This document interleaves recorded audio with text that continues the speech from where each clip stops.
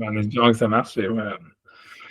Ouais, donc voilà, donc vas-y, alors on est bien réveillé, Pérec 15, Oui. 15, voilà. La page, c'est Taf, Kout, Yud, Chet. Et tout en bas de la page, dernière ligne. Quatre derniers mots. Ok. Donc voilà, on est dans ce passage-là, donc où il commente une Gemara dans Brachot, Daf 7a, qui est très connu avec Rabbi Ishmael, Kohen Gadol. Et voilà, donc dans la semaine. Donc voilà, je sais pas, moi d'un côté, moi, je serais revenu un petit peu en arrière. Bien on a tout dit la semaine dernière, mais en fait, comme tu dis, c'est un peu, voilà quoi, c'est un peu difficile à digérer malgré tout, parce que c'est un peu, voilà, c'est de la cabale et des trucs comme ça. Voilà, donc en fait, ok, je reprends l'histoire simplement. Je vais pas peut-être reprendre le paragraphe. Je vais reprendre une idée et après on avance. C'est-à-dire que tu vois, donc, l'Agma là-bas, elle disait quoi? Rabbi Ishmael, je dis l'Agma quand même, je relis l'Agma qui est au début du chapitre. Amar Rabbi Ishmael, donc Rabbi Ishmael a dit, Pa'amahat, une fois, Niknasti, je suis rentré, Niknasti, Belaktir Ketoret, Lifnai Belifnim. Je suis rentré pour amener l'encens à l'intérieur dans le Saint des Saints, donc sûrement à Yom Kippour. Veraiti Akatrikel Ya Kashem Tsevakot. J'ai vu Akatrikel, donc lui, le Maral, il va commenter les noms après. Mais en tous les cas, pour l'instant, Akatrikel, c'est celui qui m'a couronné. Yak Hashem Sevakot. Bon, c'est des noms d'Hachem. Yoshev Akiseram Benissa, qui était assis donc sur un trône surélevé. Amarli lui a dit Ishmael Beni Bacheni. Ça veut dire Ishmael, mon fils, bénis-moi. Marti Lefanav, et j'ai dit devant lui Ribono Shalolam, maître du monde. Yeratson Nefanecha, donc que ce soit la volonté devant toi. Que ta magnanimité, elle conquiert ou elle soit plus forte que ta colère. Et que tu te conduises avec tes enfants suivant l'attribut de miséricorde. Et que tu rentres avec eux au-dessus de la ligne du jugement, de la logique, de la raison. Venena li et Berosho, il a bougé avec sa tête. Qu'est-ce que ça vient nous apprendre? Que la bénédiction d'un homme idiot, ça veut dire d'un homme commun, on va dire, il ne faut pas qu'elle soit légère à tes yeux. Okay, donc ça, c'était la Gemara. Et donc, ok, donc, ce que le Mahal, il avait dit, ça veut dire jusqu'à maintenant, dans le premier paragraphe, ça veut dire la première chose, c'est, en fait, Hachem, il demande enfin, le Malach ou Hachem, il demande à Rabbi Ishmael une bracha. Donc, on s'attend à ce qu'il dise, Baruchata Hachem, tu vas béni sois-tu Hachem, comme nous on fait. Et en fait, il lui dit pas ça, il lui dit Yehi Ratson, que ce soit ta volonté. Alors, ça veut dire le Yehi Ratson, quand tu regardes dans le texte de la prière, en général, s'il n'y a pas de Yehi Ratson vraiment, le Yehi Ratson est rarement lié avec une bracha. La seule exception, vraiment, si tu veux, c'est dans les prières du matin, où en fait, on fait intercaler entre deux bénédictions.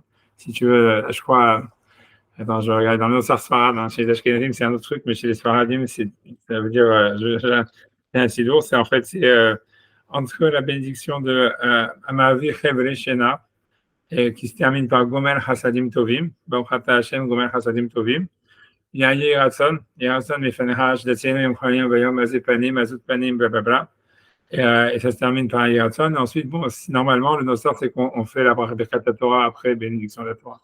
Donc, c'est la seule fois où il y a un Yeratson qui est intercalé. Et encore, c'est vraiment pas clair parce que la bénédiction de la Torah, a priori, elle n'est pas là-dedans, tout ça, mais ça veut dire la seule fois où il y a un Yeratson qui est vraiment dans des brachot, c'est dans les brachot du matin.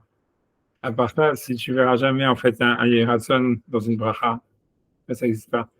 Et tu vois, et ça veut dire. Et donc, a priori, donc c'est ça l'anomalie. C'est-à-dire, on s'attendait à ce que Rabbi Ishmael. Enfin, c'est une anomalie, que Rabbi Ishmael il bénisse, en fait, Hachem, puisque c'est ce qu'il lui demande.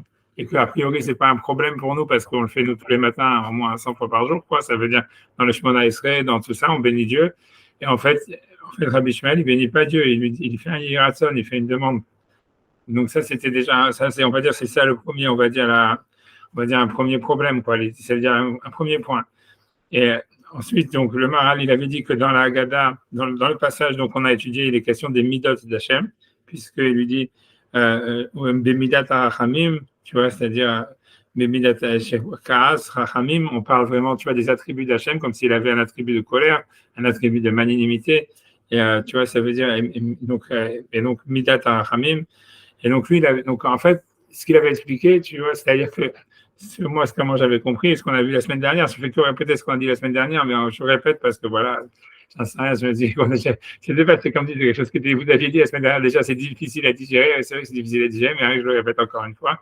Donc c'est que l'idée, c'est que, en fait, ce que le Maharal veut expliquer, c'est que les brachot, elles sont orientées en fait sur des midot, en fait, sur des attributs d'Hachem, et que en fait, c'est comme si les attributs d'Hachem à travers lesquels Hachem s'exprime dans le monde, ils sont eux-mêmes infinis, et que donc en fait, comme nous, en fait, on demande à ce que cet attribut il grandisse à travers ça, plus que ce qui était nécessaire, puisque normalement, Hachem, disons que dans le monde sans la prière, il dit ce serait comme ça, le monde si on bénit pas Dieu, qu'est-ce qui se passe? Qu'est-ce qui se passe si on bénit Dieu? Et l'idée, ça serait que si jamais on bénit pas Dieu, le monde, il fonctionne suivant une nécessité. C'est-à-dire, ce qui a besoin, ça arrive ce qui a besoin. Et donc, les choses, qu'il y a une sorte de nécessité causale, ou tu vois, qui est biologique, de raison, de nécessité causale, voilà, qui est à l'œuvre dans l'univers. Et ça, c'est sans la bénédiction. Le monde reçoit, ou chacun reçoit ce qu'il a besoin. Et ensuite, voilà, donc ça serait ce qui se passe sans la bénédiction.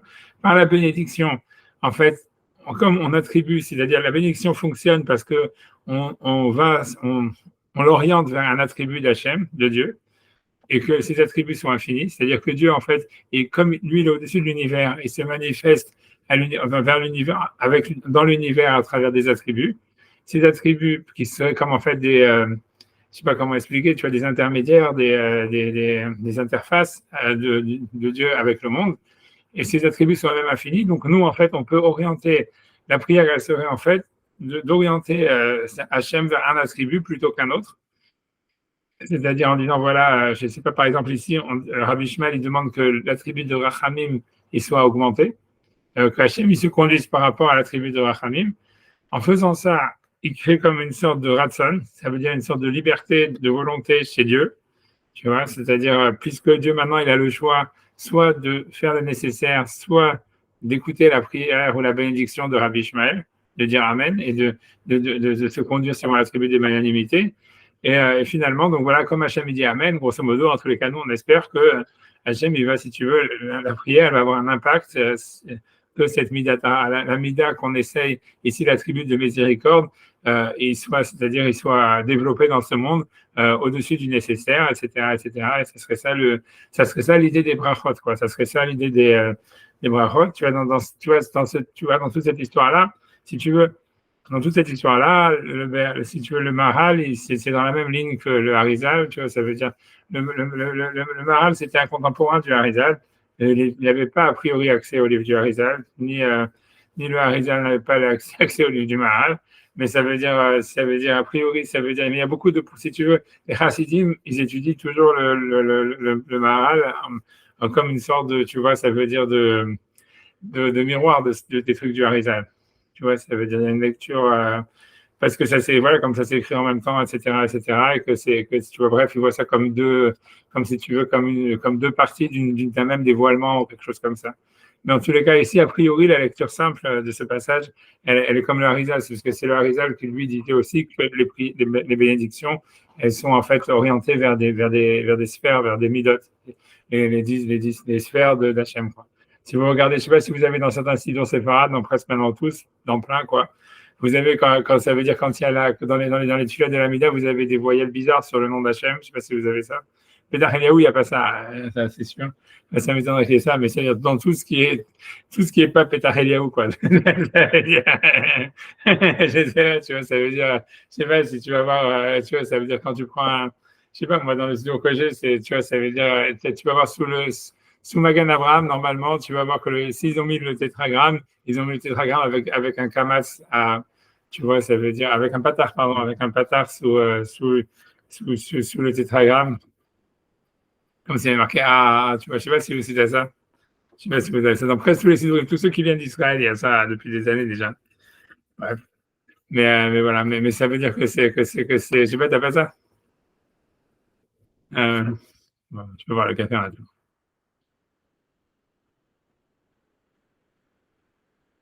Ça veut dire à la fin de la bracha, quand il y a marqué Baruch Ata Hashem, Magan Abraham. T'as pas un truc, t'as pas des patards en dessous? Attends, je vais continuer à regarder. Zo.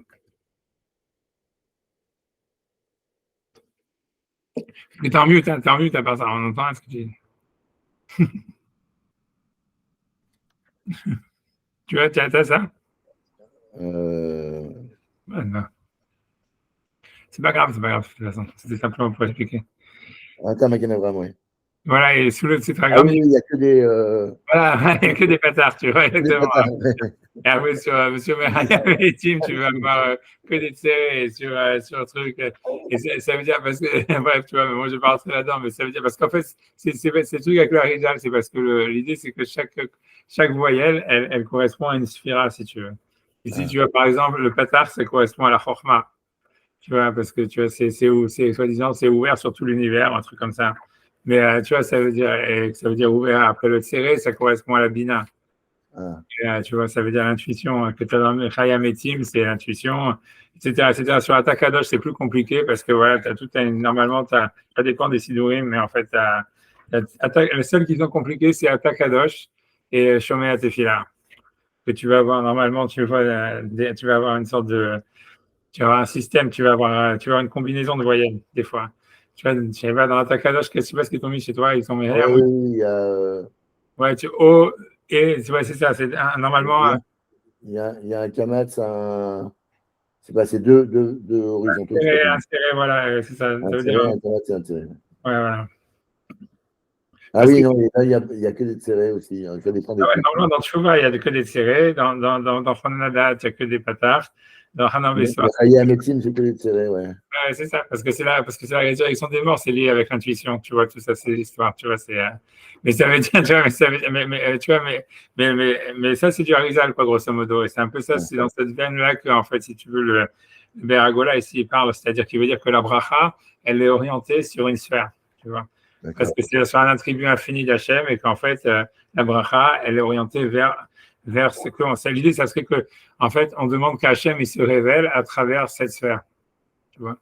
Ça veut dire, tu vois, c'est-à-dire, comme vous dire, encore une fois, ça veut dire, si on peut reprendre, je peux donner des exemples si vous voulez. Tu vas dans Chonenadat, si tu veux, tu vas avoir que des kamas, des patards, parce qu'en fait, ça veut dire, c'est orienté évidemment sur la sphère de Chochma, c'est pas très difficile à comprendre. Tu vois, ça veut dire, donc l'intelligence, on va dire, tu vois, la Chochma, c'est. Enfin, je sais pas l'idée, c'est que je sais pas à quel point vous voulez rentrer là-dedans ou si vous voulez skip, parce que tu vois, ça veut dire, c'est que voilà, enfin, moi, je donne 3 exemples, après j'arrête, sauf si vous êtes intéressé et je continue. Et tu vois, et ça veut dire, est-ce qu'il y en a qui sont intéressés par ça, il y en a qui ne sont pas. Alors, tu vois, c'est lié à, c'est la bina, c'est l'intuition. L'idée, c'est parce qu'en fait, grosso modo, ça veut dire dans l'intuition, il y a comme une idée, dans l'hémisphère de bina, c'est lié à la résurrection des morts, c'est lié en fait à la teshuva, c'est la même chose. C'est-à-dire que c'est une manière, en fait, tu vois, c'est de créer une coupure, tu vois, même dans la loi du tséré, tu vois, c'est deux points qui sont horizontales. C'est de dire, en fait, tu crées une coupure avec le passé d'une certaine manière pour recevoir un nouveau moment qui est complètement nouveau, tu vois.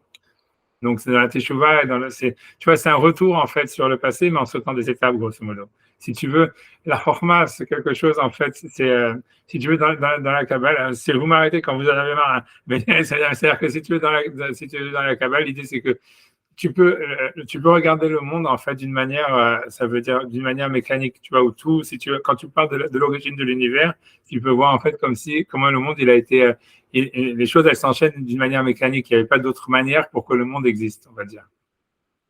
Et ça, si tu veux, c'est la manière de regarder le monde par la chorma, où il y a un enchaînement de faits, tu vois, qui fait que voilà, en fait, même si nous on a l'impression que l'univers il aurait pu être différent et qu'il exprime une volonté d'Hachem, en réalité, en fait, c'est pas évident. Tu vois, ça veut dire dans la Kabbale, c'est pas évident. C'est symbolisé par l'idée, tu vois, ça veut dire l'idée, c'est que peu importe, tu vois, je sais pas jusqu'à remonter pour expliquer ça, mais bon, ça veut dire c'est symbolisé par l'idée de la couronne d'Hachem. Ça veut dire, pour dire en 2 mots, c'est une des raisons, la raison en fait kabbalistique pour laquelle les téphilines ils sont noirs, c'est parce que en fait ça symbolise, tu vois, la merde de l'univers. Ça veut dire, tu vois, ça veut dire que tu vois, le monde est noir, quoi, grosso modo. Pourquoi il est noir par rapport, en fait, tu vois, à ce que Hachem dans son infinitude il aurait pu faire. Donc la couronne qui symbolise, tu vois, la création du monde, en fait, c'est un truc, tu vois, si tu veux, c'est comme le Tzimtzum, etc. Mais c'est comme si Hachem, il s'était bloqué si tu veux, dans un chemin possible, tu vois. Et ça symbolise, c'est l'histoire, tu vois, c'est pour ça que la couronne, elle est noire. La couronne, dans la Kabbale, toute l'histoire, c'est la couronne, elle doit être noire parce qu'elle est noire par rapport, en fait, à l'infini. Parce que la couronne, c'est déjà le fait de vouloir finaliser quelque chose, si tu veux, de se mettre une couronne, ça symbolise, tu vois, etc. D'ailleurs, il va parler de la couronne. D'ailleurs, j'ai oublié, parce que dans le Maral, après, lui parler. Parce que quand il va parler sur le Shem Akatrikel, qui parle de la couronne, donc il va parler de l'histoire de la couronne.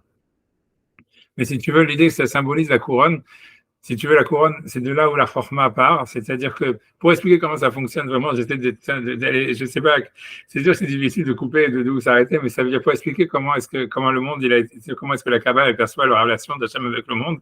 Ça veut dire, c'est comme s'il y a, et voilà, il y a Dieu, tu vois, ça veut dire, voilà, qu'elle existant, à la base, il n'y avait que Dieu, on va dire. Et une chose qu'il a dû créer, on va dire, tu vois, c'est-à-dire qui a créé, à travers lequel tout le monde a été créé, l'espace dans lequel l'univers a été créé, c'est ce qui s'appelle, tu vois, le Ayin Sof, tu vois, le Ayin Sof, ou peu importe comment ça se prononce, mais ça voudrait dire, en fait, ce qui est non-Dieu. C'est qu'en fait, tu vois, c'est comme si, en fait, il y avait, ça veut dire ce qui s'oppose à Hachem. C'est le Ayin. Ayin, c'est le néant, tu vois, et ce néant, c'est ce néant qui a, ça veut dire qui est en même temps infini. En fait, c'est une force a priori, tu vois, qui est en fait, ça veut dire cette opposition à Dieu, ça veut dire le néant infini. En réalité, il n'est pas libre, quoi. Ça veut dire que tu vois, c'est-à-dire qu'il est comme il est. Et c'est pour ça c'est le truc, tu vois, que dans la Kabbale, il faut pas regarder, tu vois, etc. C'est le visage d'Hachem. C'est comment comprendre que, en fait, du néant, tu pourrais comprendre en fait qu'est-ce que Dieu est, puisque en fait le néant, c'est qu'une réaction à ce que Dieu est. C'est le non-Dieu. C'est à travers lequel le monde peut exister, tu vois. C'est ça l'idée. Et en fait, grosso modo, tu vois, donc ça c'est le Aïn, tu vois, tu vois, c'est comme il y aurait comme une sorte de coupure, tu vois, entre, tu vois, c'est-à-dire entre ce qui est le divin et ce qui est le néant, le non-Dieu, à travers lequel le monde peut exister. Mais ce néant, il a en fait une certaine orientation. Et c'est nous le néant, c'est nous. Ah ouais, c'est tout ce qui existe, c'est tout ce qui n'est pas Dieu, tu vois ce que je veux dire, c'est que, tu vois, ça veut dire, mais ça, a priori, tu vois, c'est ça, après ça, même, est-ce que ça aussi, si tu veux, oui, c'est Hachem, Mistama, d'une certaine manière, mais c'est ce que ça veut dire, c'est que c'est une énergie négative, tu vois, c'est pas, tu vois, c'est négatif, c'est pas vraiment négatif, tu vois, ça veut dire, le néant dans la Kabbale, c'est pas le diable, hein, c'est le vide. C'est ce qui permet au monde de s'étendre, tu vois, c'est pas une énergie non plus neutre, c'est une énergie négative puisque ça réagit à Dieu, tu vois. Donc c'est quelque chose, tu vois, qui réagit à Dieu, tu vois, si tu veux, dans les attributs humains, le haïn, sauf, c'est lié à la colère, tu vois, par exemple. Puisque la colère, en fait, c'est pas constructif, c'est un truc stam où tu exploses, quoi. Et donc, ça veut dire, et donc, tu vois, mais en fait, l'explosion, si tu veux, elle-même, elle a une direction. En fait, tu n'exploses pas quand tu veux, pourquoi, etc. Et c'est toujours, si tu veux, c'est toujours, et en fait, il y a un sens dans l'explosion. Tu vois, dans l'explosion de la colère ou des trucs comme ça. Tu vois, ça, c'est donc, bref, tu vois, je sais pas pourquoi je raconte tout ça.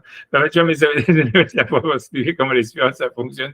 Mais voilà, donc, ça, si tu veux, ça serait le Aïn Sof. Et à partir du Aïn Sof, tu vois, donc finalement, on peut envisager la couronne, c'est-à-dire qu'au fond de cette énergie négative, pas négative, mais ça veut dire, je sais pas, à polarité négative, si on veut, en réalité, donc, on peut comprendre, tu vois, comment est-ce que ça donne la couronne. C'est-à-dire, en fait, c'est une nécessité du monde d'exister quelque part. Et ça, bon, je sais pas, c'est parti, je vois que la caméra, ça fait fuir tout le monde. Mais moi, de toute façon, je voulais pas moi-même rentrer là-dedans, mais tu vois, mais ça veut dire que dans l'idée, c'est que donc, comment dire, voilà, il manquait plus que ça, tu vois, donc, une seconde. Après ça, donc voilà, mais c'est OK. Et en fait, l'idée, c'est que la chorma, c'est ce qui lie, je ne sais pas si j'ai parlé avant, mais si tu veux, la chorma, c'est ce qui lie, en fait, cette Ein Sof, ça veut dire ça veut dire cette énergie, si tu veux, qui est à polarité négative, avec la couronne, c'est-à-dire avec le monde tel qu'il existe. Et donc, ça serait en fait la manière de comprendre comment est-ce que par nécessité, nécessairement, ce Ein Sof, il allait créer le monde tel qu'on le connaît. Et ça, c'est la Chorma. Et ça veut dire la Chorma, c'est une manière d'envisager le monde et qui est véridique. Ça veut dire que c'est comme ça que ça s'est passé à partir du moment où le temps existe, quoi. Mais la Bina, tu vois, qui en fait de la Teshuvah, etc. Et si tu veux, ça, c'est normalement quand quelqu'un, ça veut dire, on va dire, c'est beaucoup plus compliqué que ça, mais ça veut dire l'idée, c'est que dans la rationalité humaine normale, elle comprend une partie de cette nécessité, elle comprend la chorma. C'est comme ça que l'homme, en fait, il peut comprendre, il peut se relier, en fait, avec Dieu si jamais il fait abstraction, en fait, de ses erreurs, tu vois, de son véhicule personnel. Mais en réalité, en fait, tu vois, l'idée, c'est que si jamais quelqu'un, tu vois, donc par rapport à l'étude de la Torah, si on veut des choses comme ça, mais par contre, c'est quand la Teshuvah, elle est liée à la résurrection des morts, c'est-à-dire que l'idée, c'est que, donc ça, c'est la première idée de la Kabbale, une des idées de la Kabbale, quoi, c'est de dire, tu vois, cette relation qu'entre le Ein Sof, etc., le Keter, la couronne et la Chokhmah, tu vois, c'est des concepts, voilà, je sais pas. On va voir un petit peu, je sais pas pesanter là, je sais que c'est pas tout le monde aime ça, et moi-même, je suis pas du tout, tu vois, et ça veut dire, et que tu vois, mais l'idée, c'est que, tu vois, c'est qu'après ça, c'est le, si tu veux, si tu veux, l'abina, ça veut dire, tu vois, ça veut dire que l'intuition, ça serait en fait que c'est la teshuva, la résurrection des morts. C'est en fait, c'est que dans l'idée, c'est que un instant T, ça veut dire un moment présent. En fait, dans un moment présent, il y a une possibilité. Ça veut dire, en fait, si on coupe, si tu veux, on peut couper la relation causale en disant nécessairement le monde, il existe de telle ou telle manière depuis l'origine. Ça et ça aurait dû arriver. En fait, c'est une manière, en fait, c'est une manière de regarder le monde. Et en fait, on va dire c'est vrai, mais en réalité, à n'importe quel moment, en réalité, si tu veux, ce qui se passe, c'est que comme la logique, si tu veux, la raison, si tu veux, la raison qui lie l'homme, l'univers à l'origine, elle est évolutive. C'est-à-dire que c'est pas la même raison qui reste. Tu vois, l'exemple, tu vois, c'est quand il y a un enfant qui naît. Voilà, l'enfant, quand il est dans le ventre de sa mère, en fait, il reçoit toute sa nutrition par le cordon ombilical. Et s'il commençait à respirer ou à manger avec sa bouche ou à avoir des excréments, etc., en fait, il meurt, etc., etc. Quand il sort, en fait, il veut plus, on est obligé de couper le cordon ombilical, etc., et il est obligé de respirer avec la bouche, etc., etc., et donc tout le système change. Ça veut dire que, et pourtant, ça veut dire il y a une raison, ça veut dire il y a une raison, une mécanique qui fait qu'on passe de cet état-là à l'autre, et que l'un va entraîner l'autre. Mais en fait, entre l'étape A et l'étape B, en fait, il y a un changement radical dans la manière du fonctionnement de la logique. Tu vois, c'est-à-dire que la raison, la forma, la causalité, en fait, elle évolue, quoi. Elle est évolutive. Et donc, en fait, ça veut dire que la causalité qui avait un instant T-1, c'est pas la même causalité qui a un instant T, tu vois. Et bien qu'elle est engendrée par elle d'une manière, on va dire, mécanique et nécessaire. Et donc, ça veut dire que l'idée, c'est qu'en fait, c'est l'abina, c'est de dire, OK, comme maintenant je suis dans un instant T, en fait, l'instant T, il n'a rien à voir avec le T-1 ou le T-2 ou l'origine. Et en fait, de l'instant T, je peux revenir à l'origine à partir de l'univers dans lequel je suis, puisqu'en fait, chaque minute, chaque étape de l'évolution de l'univers, elle est un univers en elle-même, elle est un univers fini en lui-même. Et donc, ça veut dire on peut revenir à l'origine, tu vois, pas simplement, tu vois, par rapport à la raison, par rapport à la raison de l'instant dans lequel on est, tu vois. Et ça c'est ce que dans la Kabbale, ce qui est la bina, qui est dans les voyelles, c'est les deux petits points, et que c'est lié, tu vois, à la résurrection des morts, parce que ça veut dire, on veut dire, l'idée, c'est dire que, voilà, à l'instant, dans la deuxième bénédiction, on dit Hachem, il nous ressuscite. Ça veut dire qu'en fait, à chaque instant, Hachem, il nous ressuscite. Normalement, on devrait mourir, on est ressuscité à chaque instant. Et c'est lié à la Teshuvah. C'est-à-dire, la Teshuvah, c'est une manière de revenir, de repartir à zéro, tu vois. En disant, maintenant, je suis à un instant T, en fait, maintenant, de cet instant-là, je rechange, tu vois, je reset, tu vois, c'est un reset de ma relation avec Hachem à partir de ce moment-là, etc. Bref, tu vois, il y a d'autres sphirotes. Tu vois encore une autre, après j'arrête, tu vois. Tu vois, on a rappelé l'histoire, tu vois. Donc, c'est la première, c'est la sphère de chesed, quoi, de la bonté, etc. Que, grosso modo, ça veut dire qu'Hachem, à chaque moment, ça veut dire il fait un chesed, ça veut dire, voilà, c'est l'acte créateur premier, il est sur le chesed, sur une sorte d'oubli. À chaque instant, si tu veux, le temps passe et si tu veux, chaque instant, en fait, normalement, c'est-à-dire chaque minute est nouvelle. C'est ce que ça veut dire qu'en fait, donc en fait, on a toujours une page blanche devant nous et donc en fait, Dieu a oublié la page d'avant, quoi. Et, et donc c'est pour ça qu'Hachem il est Hanan Amar Belisloar, ça veut dire il est miséricordieux, etc. Et blablabla. Mais tout ça, l'idée c'est que quand on fait la bracha, en fait, si tu veux, le fonctionnement de la bracha, c'est en fait, c'est de reconnaître, ça passe par une étape où il y a une reconnaissance de cet attribut d'Hachem dans le monde. Tu vois, par exemple, on commence toujours à la deuxième personne, c'est Ata Chonen Adam Da'at, tu donnes à l'homme l'intelligence. Donc, ça veut dire on reconnaît que Dieu donne l'intelligence. Mais la Melenosh Binat, et ensuite, dans la bracha elle-même, on passe, si tu veux, il y a comment dire, il y a un switch qui est fait entre la deuxième personne et la troisième personne. C'est-à-dire que on dit, tu vois, Baruch Ata Hashem, on est encore, en fait, jusqu'au nom d'Hachem, on est sur la deuxième personne, Baruch Ata. Et ensuite, on passe, tu vois, à la troisième personne. Quand on dit Chonen Adat, c'est plus Ata Chonen Adat, c'est Chonen Adat, c'est celui qui donne l'intelligence, tu vois, ou Sheakol Ne'abidvaro. Ça veut dire on rentre sur la troisième, on rentre d'une troisième personne. Ça veut dire dans le sens où, ça veut dire la troisième personne, elle symbolise en réalité une ouverture sur l'infini à chaque fois. Ça veut dire c'est quelque chose qu'on comprend pas, quelque chose qui nous dépasse, parce qu'on veut en fait que cet infini, en fait, il se dévoile dans le monde. Tu vois, c'est comme il a décrit ici, c'est-à-dire, tu vois, ça veut dire, c'est-à-dire, au début, il y a une reconnaissance de la sphira dans le monde, et à partir de cette reconnaissance, en réalité, on demande à ce qu'il y ait un dévoilement infini de cet attribut qu'on a reconnu dans le monde. C'est ça ce qu'il veut dire, tu vois, c'est ça ce qu'il a dit. Je sais pas si on l'avait dit la semaine dernière, je sais plus, tu vois, parce que tellement je fais des cours, tellement je dis n'importe quoi que j'oublie ce que je dis, tu vois. Et non, mais tu l'avais dit la semaine dernière, tu l'avais expliqué déjà. Parce que moi, je l'ai un peu intégré dans ma tefila, donc j'essaye de... donc je répétais. Je sais pas, je me dis c'était un cours de, c'était un début. J'avais envie de le répéter, je sais pas pourquoi. Je savais que je l'avais dit, mais j'en sais rien. Je me dis voilà, c'est comme c'est difficile à digérer, ça vaut le coup de le répéter. Voilà, donc je l'ai répété. Tu vois, je savais plus où j'en étais. Et voilà, et tout ça, moi c'est tout. Tu vois, mais ça veut dire tout ça, c'est dans le truc du Harizal et c'est l'orientation en fait des pilotes par rapport. Et donc là, on crée un Ratson et c'est ça le Yehi Ratson. Tu vois, c'est que ce soit la volonté, etc. Bref, tu vois, ça veut dire, encore une fois, je vous avais dit peut-être aussi que le switch, c'est sur le nom d'Hachem, parce qu'il est lu différemment de ce qu'il est écrit. Tu vois, et ça veut dire que, parce que le mot Aleph Dalet Nun Yud, ça veut dire, quand il est écrit, quand tel qu'il est prononcé, c'est le maître du monde, donc c'est encore dans l'attribut de la deuxième personne, alors que la manière dont il est écrit, en fait, ça symbolise l'infini, tu vois, la source de l'existence en devenir, donc d'ouverture sur l'infini. Et bref, si vous voulez plus, je vais dire après encore cette dernière idée, comme ça j'aurais rajouté quelque chose que j'ai pas dit la semaine dernière. C'est que dans le tétragramme, si tu veux, en fait, l'idée du tétragramme, c'est en fait, si vous voulez savoir, ça symbolise en fait une relation sexuelle. C'est-à-dire que, en fait, ça veut dire que tu vois, si tu veux, il y a deux, le yud et le vav, en fait, c'est le membre masculin, tu vois, en érection ou non érection. Et et dedans, si tu veux, il y a un mouvement de va-et-vient, tu vois, dans les deux lettres qui sont les lettres féminines. Et ça symbolise, tu vois, en réalité, parce que le monde, nous, en tant que l'idée, c'est qu'en fait, c'est à travers ça, c'est-à-dire, en fait, c'est qu'on demande, tu vois, donc cette source infinie, en fait, elle pénètre la matière et donc elle descend. Donc, on comprend la connotation. Et voilà, et donc ça veut dire à chaque fois, donc voilà, et donc les lettres, elles font, c'est comme si, en fait, il y a deux manières, si tu veux, c'est deux manières, en fait, de se relier avec Dieu. Ça veut dire, grosso modo, tu vois, c'est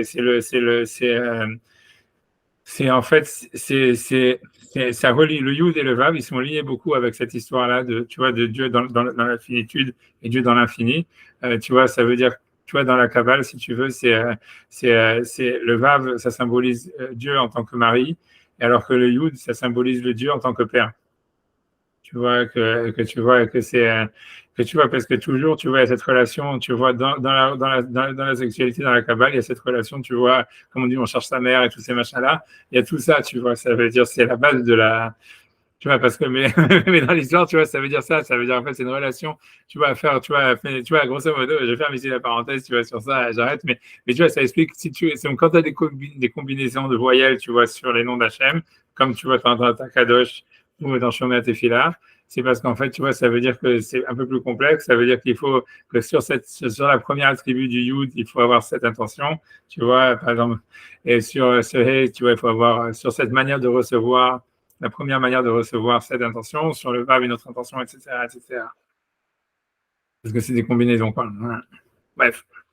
J'en sais rien, j'avance, tu vois, je sais pas pourquoi, mais bon, j'en sais rien. C'est lui qui en dans la vérité, c'est parce que en fait, tu vois, c'est ça ce qu'il veut dire dans tout ce passage-là, c'est ça ce qu'il veut dire.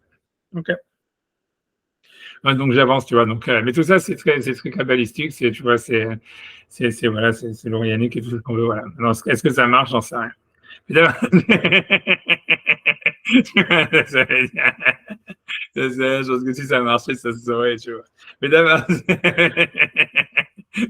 Ça marche. Je suis obligé de parler parce que hier, j'étais avec un cancérologue qui m'a confirmé quand même, qui est un type, un Français qui n'a rien à voir, qui n'est pas feuge ni rien, il m'a quand même confirmé de son expérience que le pouvoir de la prière, avec des cas similaires, on va dire, qui commencent des traitements, etc., et qui sont, on va dire, à égalité de diagnostic, de morphologie, enfin tout un tas de critères. Et il m'a dit qu'il avait constaté souvent que des gens qui avaient une spiritualité, qui priaient, etc., ils s'en sortaient, quoi, et que les autres ne s'en sortaient pas. Donc, voilà. Je peux quand même expliquer qu'il y a un surplus. Quand on permet, effectivement, en priant comme ça, on permet à Hachem de diffuser beaucoup plus, de donner un surplus comme ça, de donner un surplus. Voilà. Et il n'y a pas que pour les feuches que ça marche, hein, a priori. Il suffit de demander, je dirais. J'ai l'impression qu'il suffit de demander, quoi. Mais ça a l'air d'être effectivement un mécanisme, quoi, quelque chose, une réalité, quoi. Je sais pas, hein, je le dis parce que la conversation date d'hier, donc je trouve que ça match quand même. C'est la partie psychologique. C'est sûr que la psychologie, elle joue, et dans tous les domaines, et en médecine aussi, et en cancéro en particulier. C'est vrai que le malade a du moral ou pas de moral, ça change beaucoup. Mais je ne sais pas si c'est la spiritualité qui est là-dedans. C'est le moral qui compte, quoi. Oui, après, comment tu trouves ton moral je pense que tu vois, j'en sais rien. Moi, ce que je pense, à mon avis, c'est que toutes ces choses-là, c'est sûr qu'elles sont vraies. C'est sûr qu'Hachem écoute les tfilotes, etc. Maintenant, cette histoire des sphirotes, etc., d'une certaine manière, en réalité, c'est très, comment dire, ça veut dire que c'est. Moi, honnêtement, tu vois, parce que moi, j'ai commencé à étudier ces trucs-là parce que, tu vois, parce que les gens, ils en voulaient, ça veut dire, c'était, comme d'habitude, ouais, c'est tout est à but lucratif, hein, tu vois, c'est le contraire d'une association sans but lucratif. L'offre et la demande. L'offre et la demande. Mais pour une chose, quand même, toutes les affections sont toutes d'ordre psychosomatique. C'est vrai. Dans la peau, je pense que dans tout ce qui est en fait, je pense cutané, c'est sûr, je suis d'accord avec vous, dans la dermatologie. Le reste. Psychologique, il est très fort, ça c'est sûr, mais le reste. Non, toute affection, digestif, cardiologique, tout. Je sais pas qu'est-ce que je dis. Le Rambam, il a écrit un livre comme ça qui s'appelle La guérison, en français, qui s'appelle La guérison par l'esprit, tu vois, qui lui pense que tout est psychologique. Bien sûr. J'en sais rien. Ça, lui dit ça, c'est vrai. Non, je pense que c'est l'histoire. L'idée, c'est vrai que le psycho, il a vachement d'importance, etc. Maintenant, est-ce que l'ouverture sur les sphirotes? Parce que moi, ce que je voulais dire, c'est que moi, je pensais au début que c'était un truc, tu vois, pour les débiles, tu vois, grosso modo, que ça avait été inventé par Madonna ou un truc comme ça, tu vois, ça veut dire des autres, tu vois. Après, non, j'étais super étonné de voir qu'en fait, ça veut dire, c'est un truc que quand même, même dans la halakha et tout ça, en fait, c'est super basé, quoi. Ça veut dire, en fait, il y a beaucoup moins. Tu peux pas dire ça en tant que séfarade, tu peux pas dire un truc pareil. Ouais, mais quand tu vois ce que ça donnait avec les sparades, justement, c'est de faire, tu vois, des sortes de sorciers marabouts, tu vois, guérisseurs. Tu vois, non, c'est une affaire très sérieuse. Comme les trucs que tu vois, que tu donnais, tu sais, comment ça s'appelle, la station de métro à côté de la gare de l'Est, il y a tous les noirs là, avec les marabouts qui distribuent des cartes de marabouts. Ouais. Mais je te jure que des fois, je me rappelle parce qu'il y avait un centre d'études là-bas et il y avait des trucs de Rav Pinto, les mecs qui distribuaient même aussi des trucs de Rav Pinto. Hein.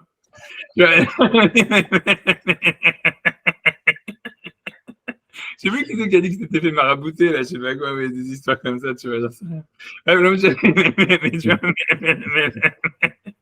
J'en sais rien, mais voilà, justement, parce que, tu vois, c'est parce que t'es sfarade que t'es super, comment dire, critique par rapport à ça, parce que tu sais ce que c'est, tu vois. Je pense que les Ashkenazim, tu vois, pour eux, ils voient ça, ouais. Mais en fait, tu vois, quand t'es sfarade et que t'as vu ce que ça donne, c'est super. Mais bon, est-ce que le truc, c'est que tu vois, ouais, en fait, ce que je veux dire, c'est que s'il y a beaucoup de sources, en fait, ça veut dire, c'est pas un truc que l'Arizal, ça existait avant l'Arizal, ces trucs des sphirotes, ça veut dire, ça remonte à loin, quoi, grosso modo. C'est un truc qui remonte à loin. Mais c'est sûr que depuis, même l'opposition à ça, elle remonte aussi à loin. C'est-à-dire qu'il y en a qui pensaient que faire la prière comme ça, ça veut dire s'adresser aux attributs d'Hachem, des trucs comme ça, c'était vu comme de l'idolâtrie et tout ça, et que c'était une sorte de, voilà, de Avodazara. Ça veut dire ça remonte aussi à loin, quoi. Et ça veut dire des deux côtés, c'est-à-dire ça veut dire, mais on a l'impression que la pensée majoritaire, c'est quand même cette pensée-là, cette manière de regarder les sphirotes, toute cette manière de prier, etc. Elle semble être majoritaire et en fait, comment dire, tu vois, ça a l'air d'être la pensée la plus principale, la plus Tu vois, ça veut dire, voilà, la pensée principale, bien qu'elle avait des opposants depuis déjà au moins, tu vois, clairement, depuis le XIIe siècle ou le XIIIe siècle. Donc, ça remonte d'avant, la Harizal, etc. C'est ce que j'ai vu. J'étais étonné, tu vois. J'étais étonné aussi qu'en fait, le Mishnah Berurah, etc., ça veut dire des auteurs non kabbalistiques, quand ils se basent sur la halakha, en fait, ils prennent en compte ces avis kabbalistiques plus que ce qui est marqué dans le Talmud. Tu vois, par exemple, c'est une question simple, tu vois, ça veut dire, quand tu regardes tu vois, ça veut dire une question de halakha. C'est si quelqu'un, il parle pas l'hébreu, tu vois, il comprend pas l'hébreu, et d'après la Gemara dit, tu peux faire la prière en français, tu vois. Ça veut dire, non, la prière, elle peut être dite dans n'importe quelle langue. Donc, ça veut dire la question, normalement, et on sait que la prière, après la Torah, c'est l'intention qu'on a dans le cœur. Donc, a priori, tu vois, ça, quand tu demanderais à n'importe qui, si jamais quelqu'un ne comprend pas l'hébreu, il peut faire la Hamida en français, est-ce qu'il doit la faire en hébreu, lire en hébreu sans comprendre, ou bien faire la prière en français en comprenant ce qu'il dit? Qu'est-ce qu'il faut faire? Tu vois, c'est quoi la halakha? Normalement, tu vois, tu te dirais, si tu te bases sur la Gemara, en fait, tu te dis, bah, c'est sûr qu'il faut faire la prière en français parce que tu comprends ce que tu dis. Et la prière, c'est l'intention du cœur et tout ça. Tu regardes dans le Mishnah Berurah, tout ce que tu veux, ça veut dire tout le monde. Tu vois, tous, ils disent non, il faut faire en hébreu même si tu comprends pas. Et tout, pourquoi? La même raison, parce qu'ils disent, ouais, parce que la forme des lettres, parce que la prononciation des mots, les trucs, c'est qu'une explication kabbalistique, ça veut dire, et donc, tu vois, le Mishnah Berurah, ou j'en sais rien, tu as plein d'auteurs comme ça veut dire, et ça, c'est un exemple sur des milliards, mais ça veut dire qu'en réalité, moi, ce qui m'a étonné quand j'ai commencé à rentrer là-dedans, tu vois, c'est de voir à quel point, en fait, c'était un truc qui avait été, tu vois, comme je te dis, parce que si tu veux, moi, l'idée que moi j'avais quand tu as grandi, tu vois, en France avec les Marocains et tout ça, parce que tu as la vision que tu as de la Kabbale, tu vois, tu vois que c'est une arnaque, tu vois, ça veut dire, tu vois, tu vois, grosso modo, quoi, que c'est, tu vois, c'est un truc pour les cons et tout ça, et voilà, quoi, et, tu vois, tu vois, grosso modo, c'est une arnaque, grosso modo. Et tu vois, du cinéma, et tout ça, quoi, tu vois ce que je veux dire. Et surtout, tu vois, après, quand tu vas dans les chivas d'Ashkenaz et tout ça, où tu vois, évidemment, tu vois, eux, tu vois, pour eux, c'est complètement, tu vois, comme si ça n'existe pas, tu vois, et tout ce truc-là. Et tu vois, mais après ça, donc quand tu vois, après, comment j'ai commencé, tu vois, voilà, j'en sais rien, comme les gens ils demandaient, comme quand je suis à but lucratif, je le répète, hein, tu vois, donc en fait, j'avais déjà parce que pour moi, je m'en fous un petit peu. Donc, en fait, le truc, c'est que tu vois, donc quand j'ai commencé à voir ça, je me dis, bon, ok, on va faire ça, c'est sûr, ça va ramener de la thune et tout ça, parce que voilà, et c'est vrai, tu vois, c'est un filon à mort, tu vois, c'est pour ça que j'ai rajouté aussi le mot mystique dans le titre du bouquin, tu vois. Et tu vois, et en plus, c'est un deuxième avantage que c'est, tu vois, pour un prof, c'est que ça nécessite très peu de réflexion, tu vois, c'est parce que comme c'est des trucs, tu vois, comme ça, super vaporeux, tu vois, donc t'as pas de calcul à faire ni rien, tu vois, c'est simple, tu racontes, tu vois, et les mecs qui sont là, ils ouvrent des yeux comme ça, et toi, tu rempoches la thune, tu vois. Et tu vois, donc c'est un top, tu vois, mais le truc,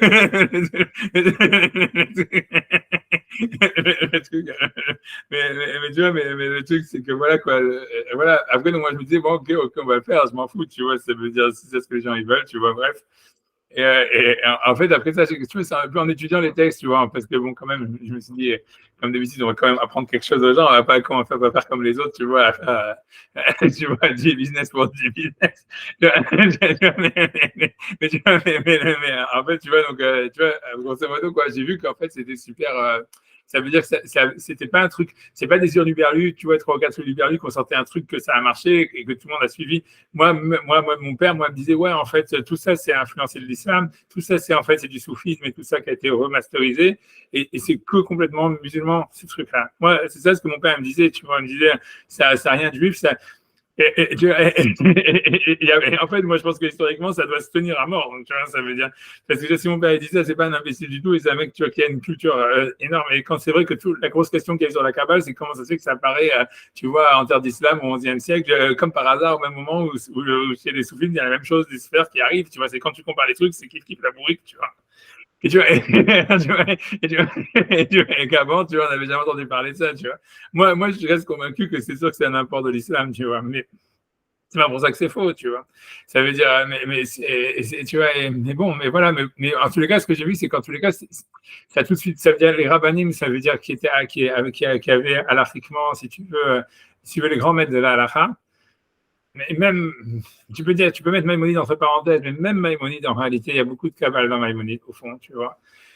Et ça veut dire, tu vois, c'est sûr que, tu vois, ça veut dire, il essaye de, tu vois, je sais pas, tu vois, c'est compliqué, tu vois, j'ai pas envie de rentrer, tu vois, sur Maïmonide, mais si, même si, bien qu'on peut dire que, en fait, Maïmonide, il a fait abstraction de ça, tu vois, ça, il a essayé de faire abstraction, etc. Mais n'empêche que parmi les grands maîtres de la halakha, tu vois, avant même le Rav Yosef Karo, avant la période de Safed, avant tout ça, c'était déjà hyper présent. Et ça veut dire, ça avait, si tu veux, ça avait pignon sur rue, ça avait une crédibilité, etc. Et bien qu'il y avait de la critique dessus. Ça veut dire, depuis le début, il y avait de la critique, tu vois. C'est-à-dire, il y a de la critique, des mises en garde de beaucoup d'autres rabbanim qui disaient que c'était de l'idolâtrie, que c'était stupide, que c'était truc, etc. Ça veut dire, le mouvement anti-Kabbale existe, tu vois, aussi depuis le moment où le mouvement kabbaliste a augmenté, a commencé. Mais en fait, ce qui est intéressant, c'est que moi, j'avais toujours pensé que c'était venu du Harizal et tout ça.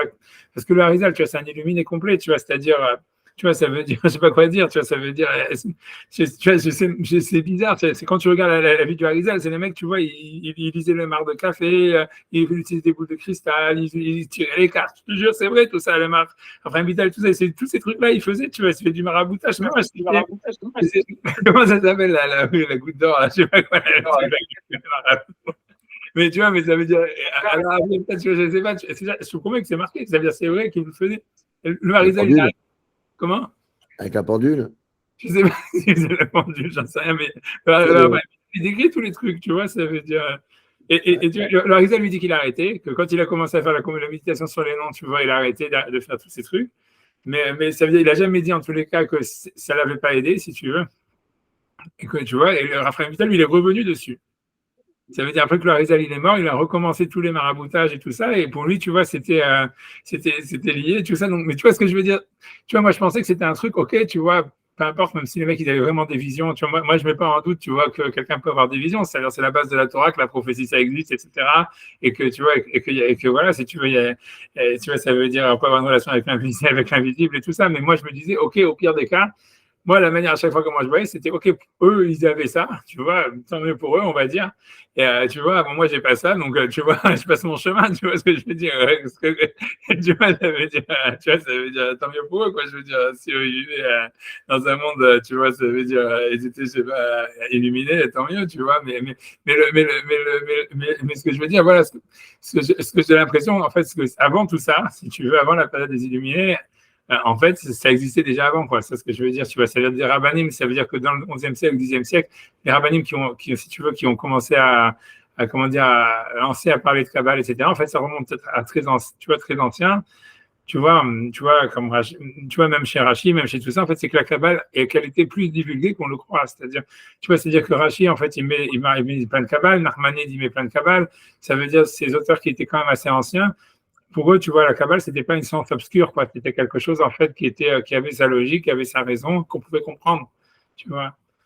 Et tu vois, etc. C'est là ce que j'ai découvert, tu vois. Ça veut dire qu'il y a eu quand même, c'est-à-dire que parmi, tu vois, ça veut dire, ça veut dire le monde des yeshivot et surtout par Maïmonide, tu vois, ça veut dire dans tout le mouvement, en fait, si tu veux, rationaliste qu'il y a dans le judaïsme, il y a eu quand même, si tu veux, ça veut dire il y a une sorte de mensonge historique, quoi. C'est-à-dire sur l'importance de la Kabbale dans le judaïsme. C'est-à-dire qu'elle a été minorisée, tu vois quoi, minorée, tu vois, amoindrie, quoi. Amoindrie par rapport à ce qu'elle était, en fait. C'est tout, tu vois, c'est ce que je peux dire, tu vois. Et ouais, je vais après ça, j'en sais rien, après ça, sûrement, j'en sais rien. Ah non, non, quand je ferai $1 million, je vous dirai que ça marche, tu vois, parce que là, ça sera un vrai miracle. Ça sera que grâce à ça, ça sera la preuve par 9, tu vois. En tout cas, tu peux faire un livre, ça se vend bien. Un livre sur la Kabbale, ça marche. C'est clair que ça, c'est clair, mais bon, je ne suis pas tombé aussi, bah, la vérité. Parce que aussi, le truc de ça, c'est qu'après ça, tu as le service après-vente, et ça t'attire tous les cinglés, et ça, c'est clair, tu vois. C'est pour ça que c'est des pseudonymes. C'est pour ça qu'il y a des noms de plumes. Hein. Tu n'es pas obligé de signer ton nom. Hein. Ouais, t'as raison. Moi, j'y pense. Si j'ai vraiment besoin d'argent, ouais, pourquoi pas, t'as raison. Je veux bien m'amuser. Ouais. Non, mais mais bon, enfin, on verra bien, peu importe, tu vois. Non, mais je ne suis pas encore tombé, super. Tu vois. J'ai encore un peu d'espoir à la vie. Hein. Mais bon, j'avance. En tous les cas, c'était pour expliquer ça. Enfin, voilà, mais ça veut dire, voilà, je sais pas, voilà. Donc, en tous les cas, ça, vous avez appris un one Kabbale, mais ça continue dans la suite de ce texte, tu vois. Donc, encore une fois, un truc que les kabbalistes, ils ont dit. Donc, là, on est dans le texte, c'est Davarze, Winyan, Echad, Image, Amrou, tu vois, donc, voilà, je ne sais pas quelle page c'est. En fait, c'est 15, chapitre 15, et page, c'est Taf, Kouf, Yud, Fet. C'est les 3 derniers mots de la première colonne. 4 derniers mots de la dernière colonne. Ok, donc donc j'y vais. Donc il dit Vedavarze ou Enyan Echad, et Amhu. Donc cette chose-là fait un avec ce que la Gemara a dit ailleurs. Chez Israël, Mosifin Koa Hokvura Lemala, que Israël il rajoute de l'énergie en haut. Et toutes ces choses-là, Enam Nemarim Alatzmo Idvar. Donc ils ne sont pas été dit sur Hachem lui-même. Encore une fois, que le peuple juif, que le peuple d'Israël ou l'homme, en faisant les mitzvot, il va rajouter de l'énergie à Hachem, c'est pas possible. Mais c'est simplement en fait que c'est ainsi que la présence d'Hachem, elle peut exister parmi les existants. Dans le sens où il veut dire que voilà, ça veut dire Hachem il est séparé du monde et c'est l'homme qui va recréer l'existence, qui va recréer le lien d'Hachem avec le monde à travers ses actions. Tu vois, ça serait ça l'idée, tu vois, c'est une idée kabbalistique, etc. Et encore une fois, ça ne veut pas dire que sans l'homme, tu vois, ça veut dire bien que le Nefesh HaChaim, il dit, ouais, si l'homme il a arrêté d'étudier la Torah, de faire les mitzvot, le monde disparaîtrait. C'est sûr que ça ne peut pas être pris au mot, quoi, parce que évidemment le monde il existait avant que l'homme existe, donc voilà. Et puis, puisque l'homme il a été créé au 6e jour, mais c'est la plus forte raison que les Juifs reçoivent la Torah, donc c'est une preuve assez truc. Mais ce que ça veut dire, c'est que c'est comme il a expliqué ici, c'est-à-dire il y a une unité. Dieu a créé le monde indépendamment de l'homme. Le monde qui existe sans l'homme, c'est pas le monde qui existe avec l'homme. Et l'homme, en fait, si tu veux, à travers son action, il recrée l'unité d'Hachem avec le monde d'une manière différente. C'est ça l'idée. C'est en même temps, il crée une séparation. Il sépare Dieu du monde. C'est-à-dire que Dieu, c'est-à-dire normalement Dieu, il se révèle dans le monde à travers les forces de la nature, si on veut. C'est les anges ou les trucs comme ça. Ça veut dire à travers la raison, à travers les forces de la nature, à travers la logique implacable si tu veux, du développement des choses, de la science, c'est ce que tu veux, les lois et les forces de la nature. Et l'homme, en réalité, par les mitzvot, etc., par sa relation au divin, en fait, il brise cette unité. Ce qui explique, tu vois, pourquoi Yaakov, il est attaqué par les anges, etc., parce qu'il y a une concurrence, tu vois, entre l'homme et les anges.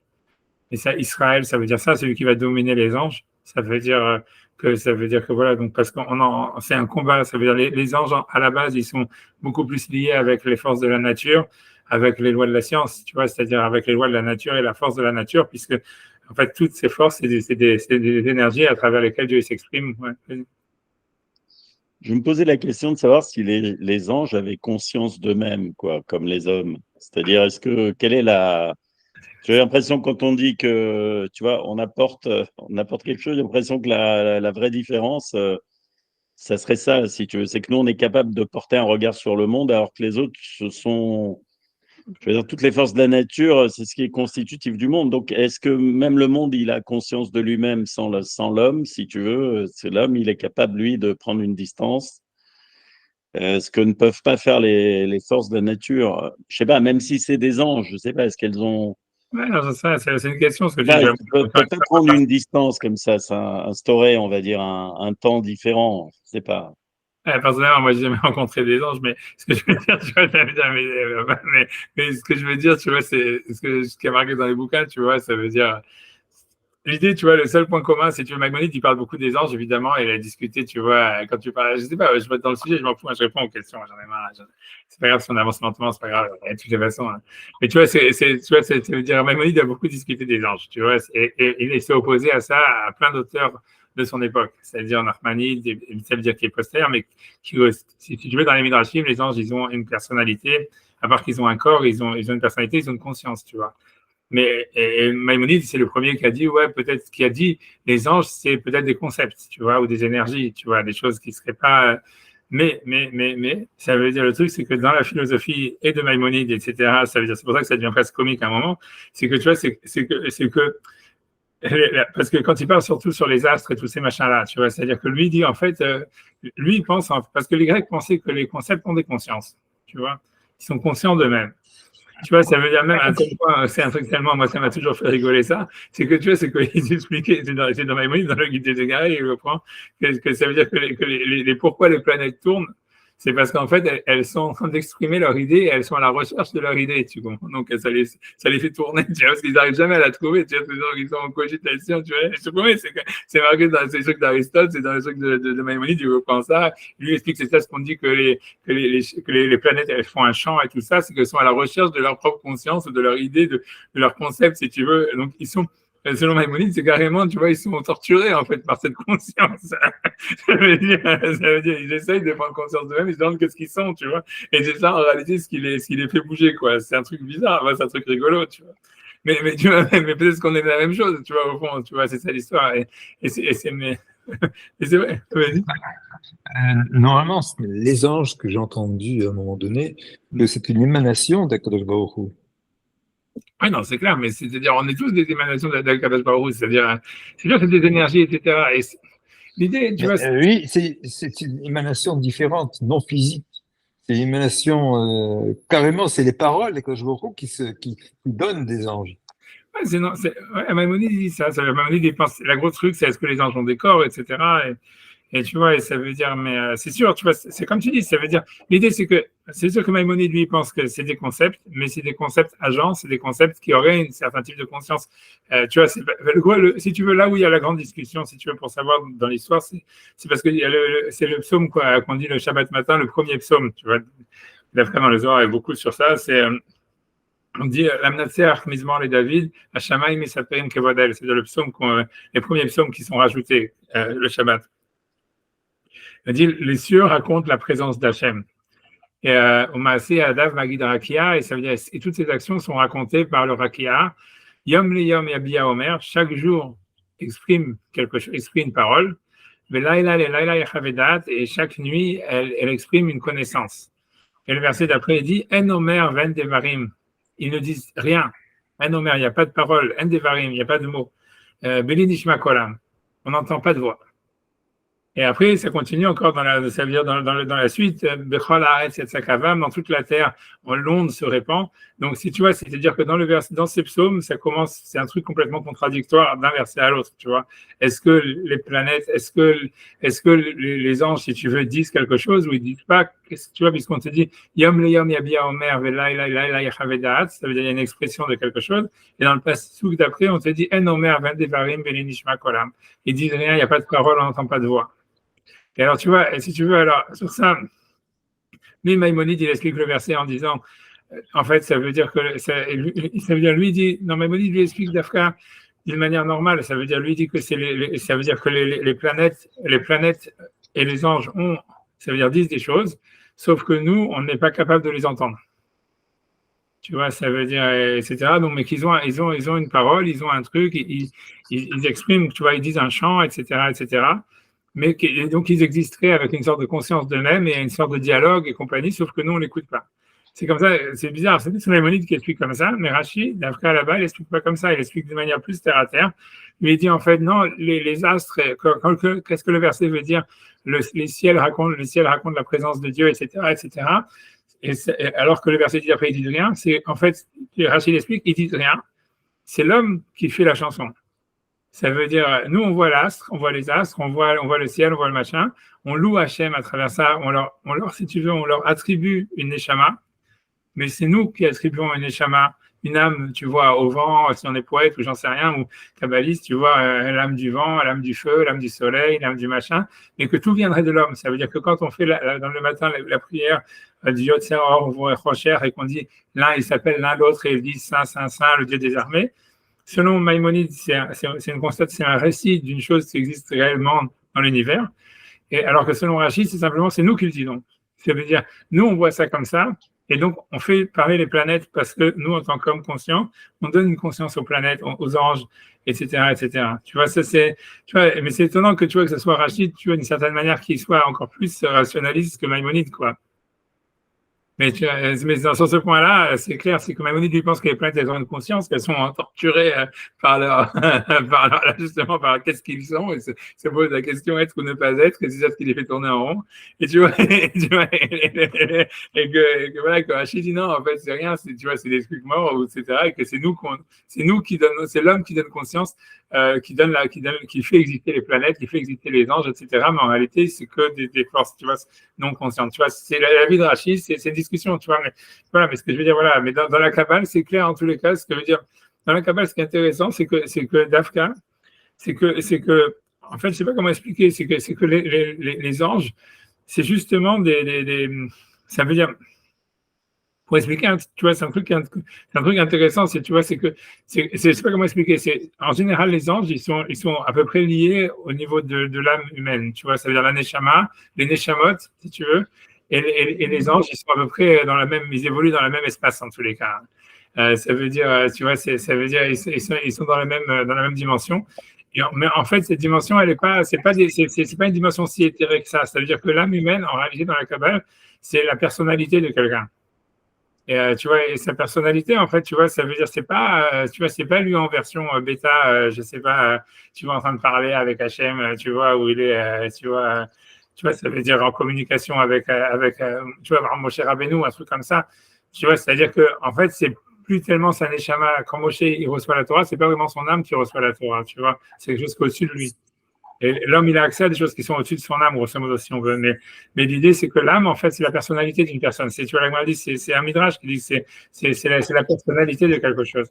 Et la Gemara, si tu veux, et le midrash et tout ça, ils mettent les malachim aussi au même niveau. Tu vois, qu'en fait, les malachim, ils ont des personnalités.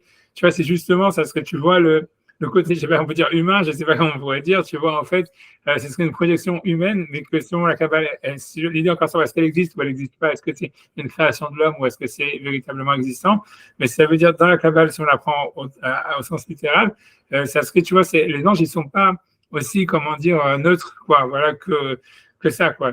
D'après, ils ont des personnalités, ils ont des machins, et c'est comme l'homme, tu vois, et ça serait, si tu veux, si j'ai la personnalité humaine ou la personnalité des anges, ça serait une interface encore entre le divin et le monde, tu vois. Tu vois, c'est-à-dire l'homme, il est à moitié matériel, les anges, ils sont aussi matériels quelque part, donc ils ont aussi une personnalité. Est-ce qu'ils ont le libre arbitre ou pas, c'est une autre histoire, mais ils ont, tu vois, c'est pas clair, tu vois. À quoi ça sert la personnalité sans libre arbitre? Ah, ça veut dire que tu peux avoir une personnalité sans, tu vois, à quoi ça sert, j'en sais rien, mais c'est l'expression de quelque chose, tu vois, ça veut dire, j'en sais rien, tu vois, ça veut dire, tu vois bien, par exemple, tu peux dire, voilà, tu peux prendre l'exemple de Moshe Rabbeinu, par exemple, tu vois, ok, il n'avait plus le libre arbitre après avoir reçu la Torah, parce que voilà, Hachem, il a dit, tu as reçu la Torah, maintenant, les Juifs vont avoir foi en toi, donc je peux pas te laisser le mauvais penchant parce que tu fais des conneries, tu vois, c'est ce que tu vois, la merde, quoi, grosso modo. Donc, en fait, Hachem, il a enlevé le libre arbitre, etc., mais la personnalité de Moshe Rabbeinu, malgré le fait, tu vois, qu'il reçoit la Torah, elle transparaît dans le texte, tu vois, ça veut dire, on voit bien, tu vois, que c'était, ouais, peu importe, tu vois, soit qu'il est, j'en sais rien, s'il est colérique ou pas, s'il est modeste ou pas, ou si, tu vois, ça veut dire sa personnalité, elle apparaît. Non, ça veut dire, si c'était une autre personne qui avait reçu la Torah, il aurait pu avoir le même niveau spirituel que Moshe Rabbeinu, qu'on lui aurait enlevé le libre arbitre, tout ce que tu veux, et ça aurait été écrit différemment, tu vois. Ça veut dire donc la personnalité, elle reste à la fin, tu vois, ça veut dire la personnalité humaine, elle est, tu vois, c'est comme, je sais pas, tu vois, ça veut dire, elle n'est pas liée vraiment au libre arbitre, tu vois, ça veut dire, tu peux avoir un choix, tu vois, parce qu'en fait, si tu veux, l'idée, c'est comme tu es un assemblage de choses, tu vois, d'énergies différentes, comme tous les anges et tout ça, donc en fait, ça veut dire ta personnalité même dans un, tu vois, c'est pas lié simplement à faire le mal ou le bien, etc., c'est comment tu t'exprimes, tu vois, c'est, grosso modo, tu vois, pourquoi le ciel, il est bleu, quoi, si tu veux. Il aurait peut-être pu être violet, il aurait pu être jaune, il aurait pu, tu vois, et ça veut dire, ça exprime une personnalité du ciel, si tu veux, qu'il soit bleu, tu vois. Après, est-ce qu'il a libre arbitre d'être bleu ou jaune ou pas? Sûrement pas, tu vois. Mais ça exprime une personnalité, tu vois, ça exprime une âme quelque part, tu vois. Et tu vois, c'est ça, tu vois, ça serait ça. Dans la Kabbale, les anges, ils sont à ce niveau-là, quoi. Donc, c'est pour ça qu'en fait, tu vois, des fois, ils peuvent faire des conneries, des fois, ils peuvent trucs, etc. Parce que, tu vois, ça veut dire, après, tu vois, après ça, ils ont le libre arbitre à part ça, quoi. Tu vois. Voilà, whatever, tu vois, disons, ça, on est sorti du sujet, mais je sais pas comment est-ce qu'on est parti là-dedans, tu vois. Oui, parce qu'on ramène de l'énergie à Hachem, donc encore une fois, l'idée, ça veut dire, Dieu, il s'exprime à travers les anges, normalement, et en fait, quand l'homme, après avoir été créé, il change la relation que Dieu, il a avec le monde, et donc, on recrée l'unité d'Hachem à travers nos actions, tu vois. Et voilà, c'est ce que ça veut dire. Donc, chez Israël, donc c'est pas ça que Israël, Mosifine, quoi, là, que les Juifs, donc, ils rajoutent de l'énergie aux forces divines, etc. Donc, voilà, donc ça veut dire, grosso modo, tu vois, je sais pas comment expliquer ça, mais c'est quand, par exemple, on va te dire, je sais pas, pour rien que j'ajoute encore une idée, mais pour faire avec l'actualité, tu vois, c'est quand tu regardes, voilà, quand on va faire des pilotes pour pour l'État d'Israël ou pour l'armée ou peu importe. L'idée, c'est ça, c'est que en fait, le Hamas ou whatever, tu vois, c'est des anges, si tu veux. Ça veut dire dans le sens des envoyés d'Hachem, ils expriment, tu vois, une énergie de la nature, etc., qui est existante à travers laquelle, tu vois, Hachem, il s'exprime. Et l'idée, c'est qu'à travers la prière, à travers les mitzvot, etc., mais à travers, si tu veux, la guerre, tout ce que tu veux, mais en fait, tout le but, c'est ça ce que Jacob, il fait, c'est changer, si tu veux, c'est recréer une unité d'Hachem différente, tu vois, à travers, tu vois, comme on a vu, comme Jacob, il fait, avec les cadeaux, avec la guerre, avec la prière, tu vois. Et ça veut dire, et c'est toujours comme ça, tu vois, ça veut dire c'est n'importe quelle chose qui s'oppose à nous, ça veut dire à notre existence ou à quoi que ce soit en tant qu'être humain, en tant qu'individu ou en tant que peuple, quoi que ce soit, c'est un envoyé d'Hachem. Et c'est un challenge, tu vois, ça veut dire que l'idée, c'est que l'homme, il doit se battre contre ces anges-là, tu vois, comme Jacob, il a fait. Tu vois, voilà, c'est pour ça que Esav, il avait un ange, tu vois, ça veut dire, voilà. Et Jacob, il a dit se battre avec un ange parce que c'est pas simplement, ah voilà, Esav, c'est un débile, qu'Hachem, en fait, il le déteste et tout ça. Non, Esav était envoyé par Hachem pour le tuer, pour l'abattre. Et donc, il y avait un combat spirituel, il y avait un combat matériel, il y avait un combat à tous les niveaux, tu vois. Tu vois, c'est ça l'idée, tu vois, c'est ça voilà. Donc, mais c'est ça l'idée donc, de rajouter de l'énergie à Hachem, c'est-à-dire que si quelqu'un ne fait pas des mitzvot, en réalité, Hachem, il est faible. Ça veut dire, il est obligé si tu veux, voilà, ça veut dire, il donne raison aux anges, naturellement, tu vois. Ça veut dire, l'homme, par ses mitzvot, etc., il doit en fait changer la donne, tu vois, et son but, c'est de recréer l'unité d'Hachem différemment. Et voilà, c'est ça le rôle d'Israël, quoi. C'est ça le rôle du Mashiach, c'est ça le rôle d'Israël, c'est ça le rôle du peuple juif en général. Tu vois. Ce qu'on peut dire, alors, ce que tu es en train d'expliquer, c'est que fondamentalement, la nature, elle est contre nous, elle nous condamne à la disparition. On est obligé de lutter, de se débattre pour exister, si tu veux. Si je fais des raccourcis un peu énormes, mais c'est bien. pour les justes, parce qu'on a un destin particulier dans lequel, on va dire, c'est facile à vérifier. On a le sentiment que toutes les forces de la nature, tout le monde entier veut nous détruire, quoi. Sinon, tu peux pas expliquer les choses comme elles se passent, quoi. Ouais, d'accord. Mais on est d'accord. Ouais, mais c'est pour ça que Jacob, il s'est battu. C'est-à-dire, voilà, c'est très compliqué, même à l'intérieur du peuple d'Israël. Une fois que, si tu veux, il s'est battu avec Lavan, avec Esav, avec tout ça, après ça, il a eu des problèmes avec ses frères et ses enfants qui sont allés s'entretuer, tu vois. Donc, ça s'arrêtait même pas, tu vois, ça veut dire, c'est pas que l'extérieur, mais voilà. Mais tout ça, c'est le dévoilement de la Shekhinah, c'est le dévoilement de la présence divine, parce que, en réalité, l'idée, c'est que toute la réunification d'Hachem, elle se passe pas simplement par l'action humaine, mais par aussi, tu vois, par la bonification de l'être humain. Donc, en fait, c'est-à-dire que tous ces trucs, toutes ces épreuves et tout ça, c'est en fait quelque chose qui a pour but de purifier la neshama, tu vois, en réalité. Ça veut dire, tu vois, c'est ça l'idée. Et donc, voilà, donc il y a Yosef et ses frères, en fait. Tu vois, Jacob, il avait des flots, il avait des défauts en tant qu'éducateur, peut-être, tu vois, parce qu'il a fait du favoritisme et tout ça, peu importe ce que ça veut dire. Mais ça a entraîné. Pourquoi est-ce qu'Hachem il a fait que ça s'est envenimé au point où ils ont voulu s'entretuer et tout ça? Et ça a été très compliqué. C'est parce qu'en fait, justement, il fallait que Jacob il corrige ça, tu vois. Et donc, ça veut dire le challenge, si tu veux, et ça veut dire le problème, il vient de nos défauts. Le défaut, il vient. Le défaut, c'est un challenge, c'est quelque chose qu'Hachem il veut qu'on corrige. Maintenant, un type, tu vois, qui est intelligent, il peut arriver, en fait, tu vois, à corriger le défaut avant que ça devienne, tu vois ce que je veux dire. Tu vois, c'est quand est-ce que tu commences le régime, quoi. Tu vois, est-ce que c'est quand tu as 10 kilos en trop ou 60 kilos en trop ou quand rame de shalom, tu vois. Tu vois ce que je veux dire? Voilà, c'est tout, quoi. Tu vois, ça dépend du niveau d'intelligence de la personne, quoi. Et voilà, tu vois, et voilà, et c'est tout, quoi. Mais voilà, en général, voilà, mais c'est tout, mais c'est un tikkun, voilà, c'est ça l'histoire. Donc, c'est sûr que voilà, c'est un challenge. Mais on peut faire la paix avec les anges, tu vois, c'est ça toute l'histoire. C'est que de prier à Hachem, prier avec les sphirotes et tout ça, en fait, normalement, ça devrait permettre de faire la paix avec les anges d'une certaine manière.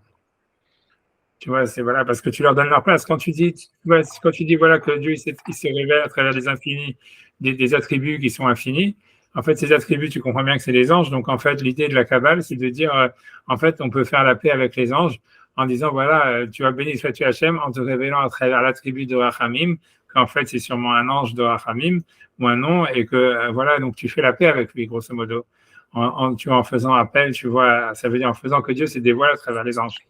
Parce que, tu vois, ça serait l'idée de la prière rituelle et tous ces machins-là, c'est une manière, en fait, les mitzvot, d'une manière, c'est d'essayer de faire la paix avec les anges, de les orienter, de les mettre dans notre camp, tu vois, un truc comme ça.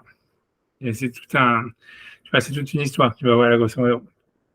Tu vois, n'importe, tu vois, c'est, ça veut dire, ouais, ça veut dire, c'est exactement ça, tu vois, ça veut dire, si tu veux, j'allais dire, tu vois, un truc, tu vois, si tu veux, voilà, whatever, j'ai pas envie de parler, mais ça veut dire, si c'est pour faire un truc humoristique, tu vois, pratiquement, mais c'est un peu, si tu veux, tu vois bien que si tu veux, tous les poètes, tous les machins, ils ont toujours comparé les femmes avec les anges, tu vois, et c'est un peu la même chose, parce que si tu veux comprendre c'est quoi les anges, tu peux comprendre les femmes, ça veut dire, leur libre arbitre, il est limité, différent, etc., etc., et après, tu peux te les aliéner, tu vois, te les antagoniser, ou tu peux, en fait, si tu veux, tu peux les apprivoiser, quoi, tu vois, c'est un truc comme ça, tu vois, et à peu près, il y a cette histoire-là, tu vois, dans l'histoire, t'as compris l'histoire, tu vois, ça veut dire, voilà. Ça veut dire, c'est essayer de ne pas trop C'est s'antagoniser les gens. intéressant, c'est intéressant. C'est la même chose, ça ressemble beaucoup, tu vois, ça veut dire, c'est à peu près le même système, tu vois. Tu vois, je veux dire, tu vois bien que tous les mecs dans la Bible qui ont des problèmes avec les femmes, ils ont des problèmes avec les anges. Jacob, le premier, tu vois, quand les quatre qui se battaient entre elles et qu'ils se battaient avec elles et tout ce que tu veux, qu'il aimait celle qu'il n'aimait pas et compagnie, bah, tu vois, et toujours, hein, les anges, ils essaient toujours de lui faire sa peau, tu vois. Alors, tu vois que ceux, tu vois, qui n'ont pas de problème avec les anges, c'est des mecs, tu vois, tu vois, ils n'ont pas de problème avec les meufs, tu vois, style Abraham et compagnie, tu vois, ça veut dire, ils savent comment les gérer, tu vois, c'est parce que, voilà, peu importe, tu vois, c'est ça l'histoire, tu vois, c'est très lié. Moi, tu vois, je ferme la parenthèse ici. Tu vois, tu vois, alors, ouais, non, parce que tu parlais de la personnalité des anges, voilà, ça te vous expliquer, tu vois, c'est un peu la même chose. Voilà, voilà, ok, donc, ok. Ok, donc j'avance. Tu vas aussi encore voir les malades. Le Kolat Barim Aelou, donc voilà, donc encore une fois, donc l'action de l'homme, elle rapproche de, donc c'est à ce qu'on dit que ça rajoute de l'énergie en haut par nos mitzvot, c'est-à-dire qu'on recrée une connexion de Dieu avec le monde d'une manière différente, et c'est dans ce sens-là qu'on peut dire qu'on rajoute de l'énergie à Hachem. Il dit, et donc toutes ces choses-là, elles n'ont pas été dites sur l'essence d'Hachem, qu'il soit béni. C'est-à-dire c'est comme ça qu'il est en relation avec le monde. Donc en fait, par les brachot, on permet à Dieu ça veut dire comment dire, de se lier avec le monde d'une manière différente, etc. Donc c'est ainsi ce qu'il a dit. Donc Ishmael, mon fils, bénis-moi. Il voulait dire Tevrachoti. Ça veut dire bénis-moi, jusqu'à ce que je me trouve dans une situation de bénédiction vers mes enfants. Et ça, c'est quand je vais au-dessus de la ligne de la droiture du din, de la rigueur avec mes enfants. Donc, dans le sens où Hachem, il va selon une certaine mida, un certain attribut, plus qu'un autre. Et ça, c'est la bracha. Puisqu'on a créé un jeu, on a créé une possibilité à Hachem, c'est-à-dire une ouverture vers l'infini qui permet à Hachem en fait de se dévoiler, tu vois, d'avoir une volonté, etc., etc. Et donc voilà, aussi comme tu vois. Ok. Maintenant, il pourra poser une question. Il dit voilà, et on pourrait encore demander comme question, puisque Hachem lui-même il veut la bracha, donc ça veut dire que a priori Hachem il veut le Mashiach, il veut le peuple d'Israël, il veut une présence, on va dire. Qui ne soit pas limité à celle des anges, ça veut dire la finalité de tout, c'est pas je veux être un dieu dans une jungle, quoi, grosso modo. Alors, donc si c'est ainsi, qu'est-ce qui l'empêche la sot ou l'itnag imbanav de midat abraha. Pourquoi est-ce que en fait Hachem ne donnerait pas la bracha aux Juifs, on va dire d'une manière naturelle, sans qu'ils aient besoin de faire les mitzvot, sans qu'ils aient besoin de se battre, quoi. Amar, donc pourquoi on dit Amar Ishmael béni Bacheni, comme si Hachem lui-même il était en fait limité et qui même s'il veut bénir le peuple d'Israël, il ne peut pas le faire, il est obligé que ça parte de l'homme, quoi, que ça parte du Kohen Gadol, qui vienne lui le bénir, etc. Comme s'il avait une entrave. Donc comment est-ce que c'est possible? Tu vois, comment c'est possible? Alors il dit d'abord Zen Kushi à la Mevin, il y a une bracha. Donc ça, ce n'est pas une question à celui qui comprend qu'est-ce que c'est qu'une bracha. Donc là, il va, ok, on va voir ce qu'il va expliquer. Donc il dit qu'il y a bracha betzad atzma, haoui mitzad anim saim, c'est-à-dire que la bracha par elle-même, elle doit venir en fait de quelque chose qui est extérieur à Dieu. Ça veut dire, tu vois, ça veut dire, donc il veut dire la bracha, grosso modo, ce qu'il va dire dans ce paragraphe, c'est que la bénédiction, elle vient d'un autre. Ça veut dire, tu ne peux pas te bénir toi-même. Et ça veut dire, donc c'est ça ce qu'il va dire. Et donc voilà, maintenant ce concept-là, et bizarrement, il va dire, et plus en fait, ça veut dire, et donc c'est ce qu'il veut dire. Enfin, je lis, je traduis, j'avance, tu vois, j'avance. Donc il dit, qui colle à brachot, donc il dit, je pense, j'ai perdu, qui abraham mitzad asma, haoui mitzad anim saim, c'est-à-dire que la bénédiction, elle peut venir que des existants, ça veut dire des créatures.